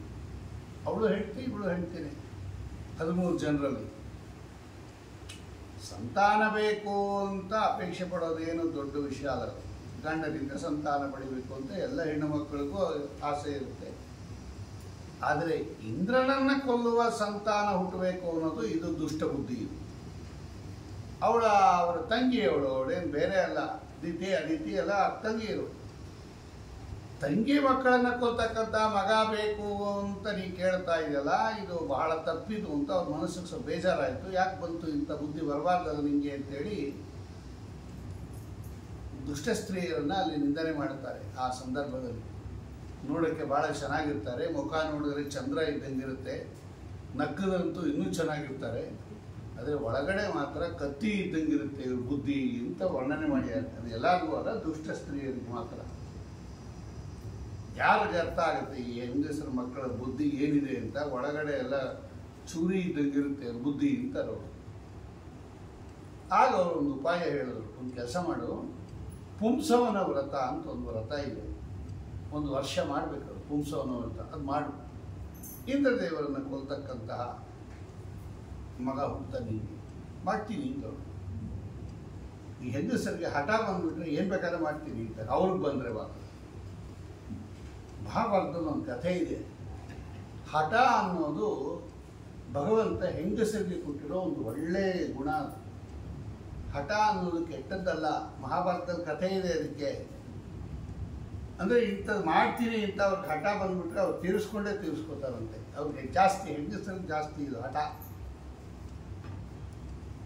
ಅದು ಒಳ್ಳೆ ವಿಷಯದಲ್ಲಿ ಹಠ ಬಂದರೆ ಏನು ತೊಂದರೆ ಇಲ್ಲ, ಕೆಟ್ಟ ವಿಷಯದಲ್ಲಿ ಹಠ ಬಂದರೆ ತೊಂದರೆ ಇಲ್ಲ. ಯಾವತ್ತೂ ಅಷ್ಟೇ. ಈ ಚಾಕು ಇರುತ್ತೆ ಮನೆಯಲ್ಲಿ, ಸುತ್ತಿಗೆ ಇರುತ್ತೆ.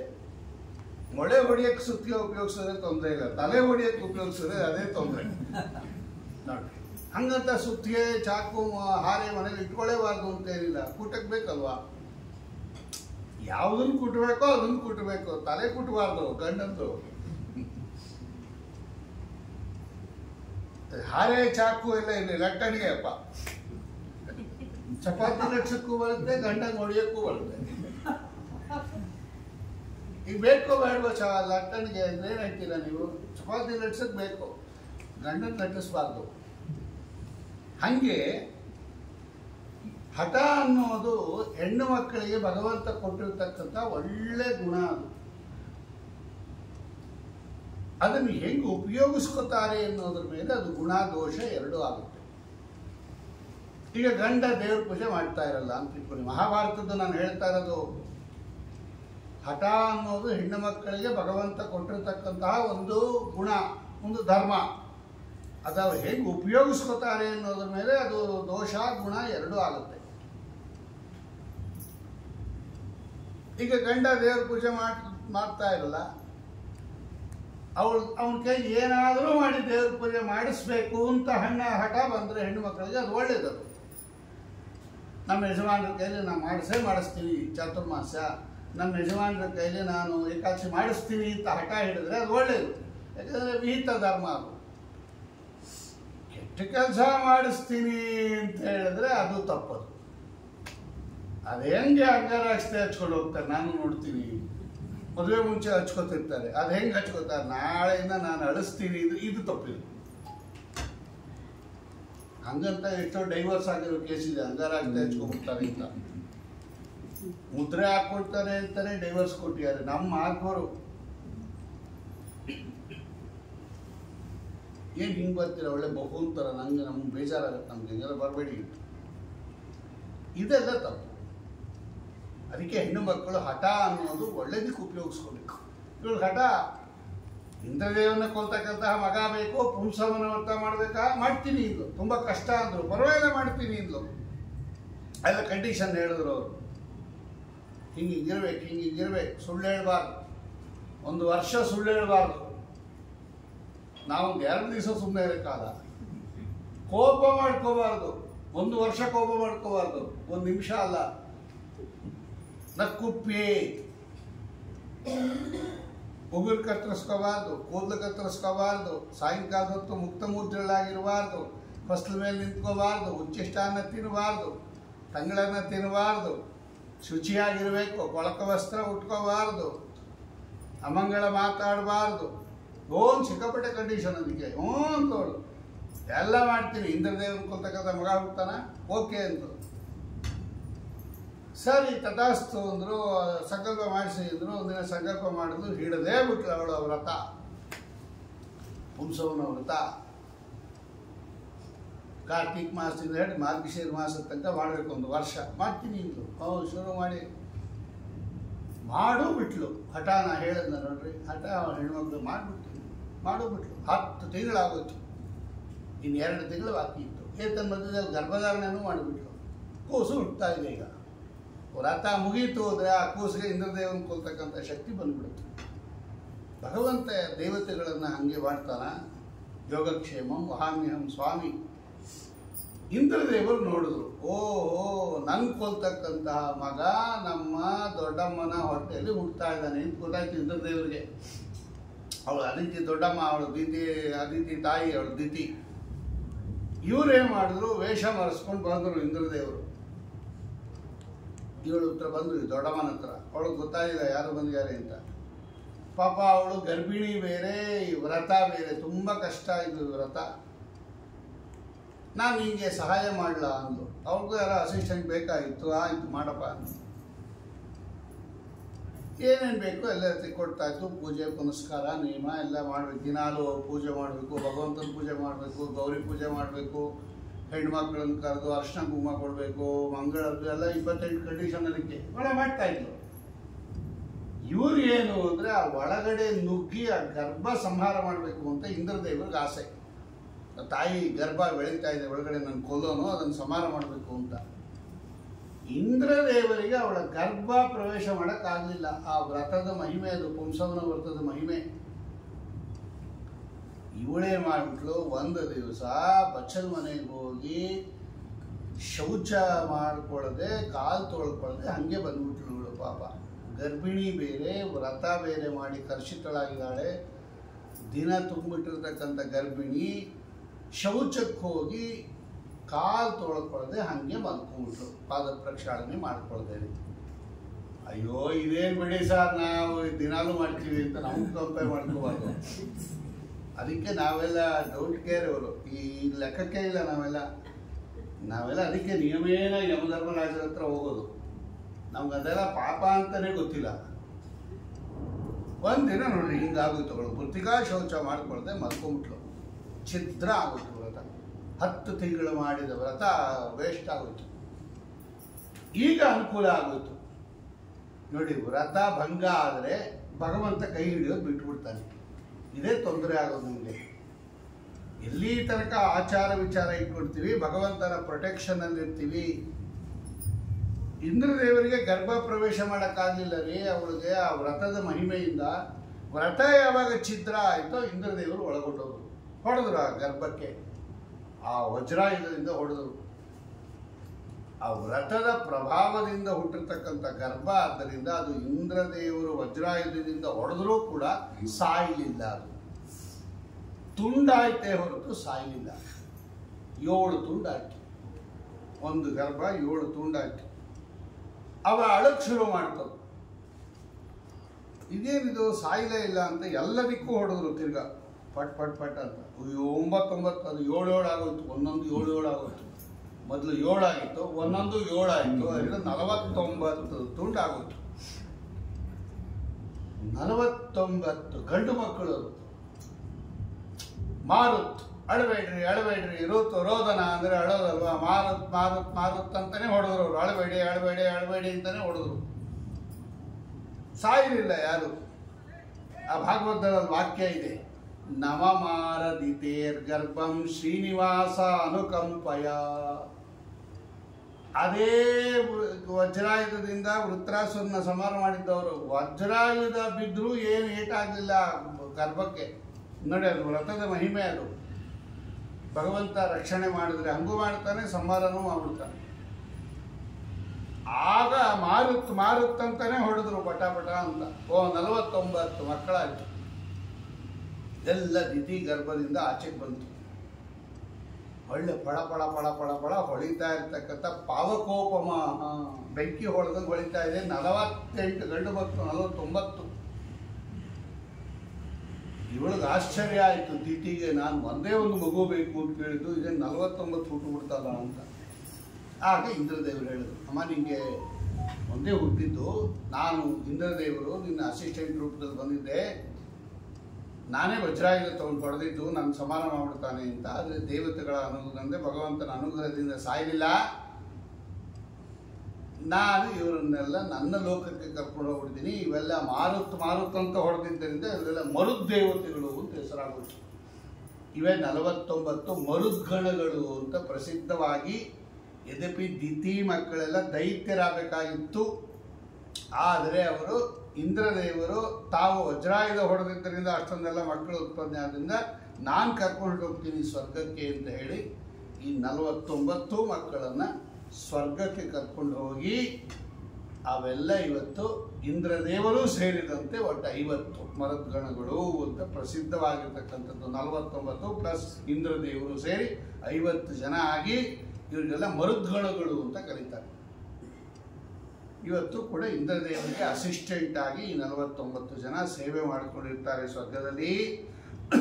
ಯಾರು ಈ ಮರುತ್ತುಗಳ ಉತ್ಪತ್ತಿಯ ಕಥೆಯನ್ನು ಕೇಳುತ್ತಾರೆ ಮಹಾಪುಣ್ಯ ಬರುತ್ತೆ ಅಂತ ಭಾಗವತ 6th ಸ್ಕಂದದಲ್ಲಿದೆ, ಹರಿವಂಶದಲ್ಲೂ ಇದೆ. ಅದು ಆ ಪುಂಸವನ ವ್ರತ ಅನ್ನೋದು ಒಳ್ಳೆ ವ್ರತ. ಅದು ಅವಳೇನೋ ಕೆಟ್ಟ ಉದ್ದೇಶದಿಂದ ಮಾಡಿದ್ಲು, ಆದರೆ ಯಾರು ಬೇಕಾದ್ರೆ ಮಾಡ್ಬೋದು ಅಂತಾರೆ. ಅದು ಪುಂಸವನ ವ್ರತ ವಿಶೇಷವಾಗಿ ಹೆಣ್ಣು ಮಕ್ಕಳು ಮಾಡಿದರೆ ಅವರಿಗೆ ಈ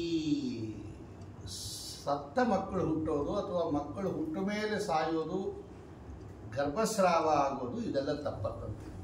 ಅದಕ್ಕೆ ಮರುದ್ಗಣಗಳ ಕಥೆ ಹೇಳಿದ್ದು ನಾನು ಇಷ್ಟು ವಿಸ್ತಾರವಾಗಿ. ಈ ಗರ್ಭದಲ್ಲೇ ಕೆಲವರು ಮಕ್ಕಳು ಸತ್ತೋಗ್ತಾರೆ, ಮೃತವತ್ಸ ಅಥವಾ ಗರ್ಭಸ್ರಾವ ಅಥವಾ ಮಕ್ಕಳಾಗದೇ ಇರೋದು, ಇವೆಲ್ಲ ಈ ಮರುದ್ದೇವತೆಗಳ ಕಥೆಯನ್ನು ಕೇಳಿದ್ರೆ ಆ ಪಾಪ ಏನು ಇರುತ್ತಲ್ಲ ಅದು ಪರಿಹಾರ ಆಗುತ್ತೆ. ಕುರೂಪಿಯಾಗಿದ್ದರೆ ಒಳ್ಳೆ ಸ್ವರೂಪ ಬರುತ್ತೆ, ಲಗ್ನ ಆಗದೆ ಇದ್ದರೆ ಒಳ್ಳೆ ಪತಿ ಸಿಗ್ತಾನೆ ಅಂತ ಅನೇಕ ಮಹಿಮೆಗಳನ್ನು ಫಲಗಳನ್ನು ಅಲ್ಲಿ ಹೇಳಿದ್ದಾರೆ. ಅಂತಹ ಮರುದ್ದೇವತೆಗಳ ಕಥೆಯೊಂದಿಗೆ ಇವತ್ತಿನ ಪ್ರವಚನವನ್ನು ಮುಕ್ತಾಯ ಮಾಡಿ ಇನ್ನು ದೇವತೆಗಳ ಉತ್ಪತ್ತಿಯನ್ನು ಮುಂದೆ ಹೇಳ್ತಾರೆ. ಈಗ ಮುಂದೆ ಸೂರ್ಯವಂಶದ ಕಥೆಯನ್ನು ಹೇಳಬೇಕಾಗಿದೆ ಹರಿವಂಶದಲ್ಲಿ. ಆ ಸೂರ್ಯವಂಶದ ಕಥೆಯನ್ನು ಹೇಳಬೇಕಾದ್ರೆ ಮೊದಲು ಸೂರ್ಯನ ಉತ್ಪತ್ತಿಯನ್ನು ಹೇಳಬೇಕು. ಸೂರ್ಯ ಹೆಂಗೆ ಹುಟ್ಟದ ಅಂತ, ಆ ಸೂರ್ಯನ ಉತ್ಪತ್ತಿ, ಅಲ್ಲಿ ಉತ್ಪನ್ನವಾಗಿರ್ತಕ್ಕಂತಹ ವೈವಸ್ವತಮನು, ಅಲ್ಲಿ ಬಂದಿರತಕ್ಕಂತಹ ಇಕ್ಷ್ವಾಕು ಮೊದಲಾಗಿರ್ತಕ್ಕಂತಹ ರಾಜರು, ಅಲ್ಲಿ ಬಂದಿರತಕ್ಕಂತಹ ರಾಜರ ಮಹಾರಾಜರ ಕಥಾ, ಇದೆಲ್ಲ ಹೇಳಿ ಆಮೇಲೆ ಪಿತೃದೇವತೆಗಳ ಕಥೆಯನ್ನು ಹೇಳಿ ಆಮೇಲೆ ಚಂದ್ರವಂಶದ ಕಥೆಯನ್ನು ಹೇಳ್ತಾರೆ. ಹೀಗೆ ಹರಿವಂಶ ಒಂದು ವಿಸ್ತಾರವಾಗಿ ಇರ್ತಕ್ಕಂಥದ್ದು. ಅದರಲ್ಲಿ ಸೂರ್ಯನ ಉತ್ಪತ್ತಿಯ ಕಥೆಯನ್ನು ನಾಳೆ ದಿವಸ ಚಿಂತನೆ ಮಾಡೋಣ. 7 ಗಂಟೆ ಅಂತ ಹಾಕಿದ್ರು ಕೂಡ 7 ಗಂಟೆಗೆ ಮುಗಿಯಲ್ಲ ಹರಿವಂಶ, ಸ್ವಲ್ಪ ಹೆಚ್ಚು ಕಡಿಮೆ ಮಾಡಿಕೊಡ್ರಿ. ಅದರಿಂದ ಆ ಹೆಣ್ಣು ಮಕ್ಕಳಿಗೆ ಅನುಗ್ರಹ ಮಾಡೋಕ್ಕೋಸ್ಕರವಾಗಿ ಎಲ್ಲರೂ ಕೂಡ ಶ್ರದ್ಧಾಭಕ್ತಿಯಿಂದ ಕೇಳಿ ಆಶೀರ್ವಾದ ಮಾಡಿ ಆ ದಂಪತಿಗಳಿಗೆ ಭಗವಂತ ಸತ್ಸಂತಾನ ಕೊಡಲಿ ಅನ್ನೋದು ಉದ್ದೇಶ. ಆದ್ದರಿಂದ ನೀವು ಎಲ್ಲ ಒಂದು 10 ನಿಮಿಷ 15 ನಿಮಿಷ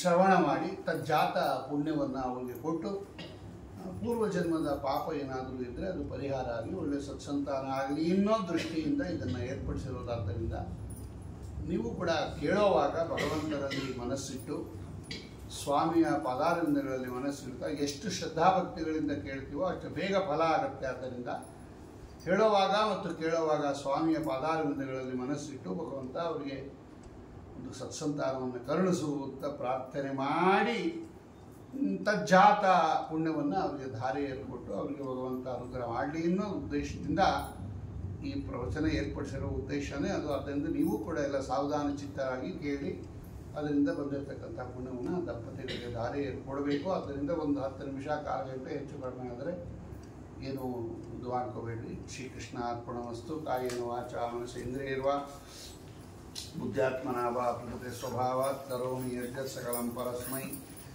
ನಾರಾಯಣಾಯೇತಿ ಸಮರ್ಪ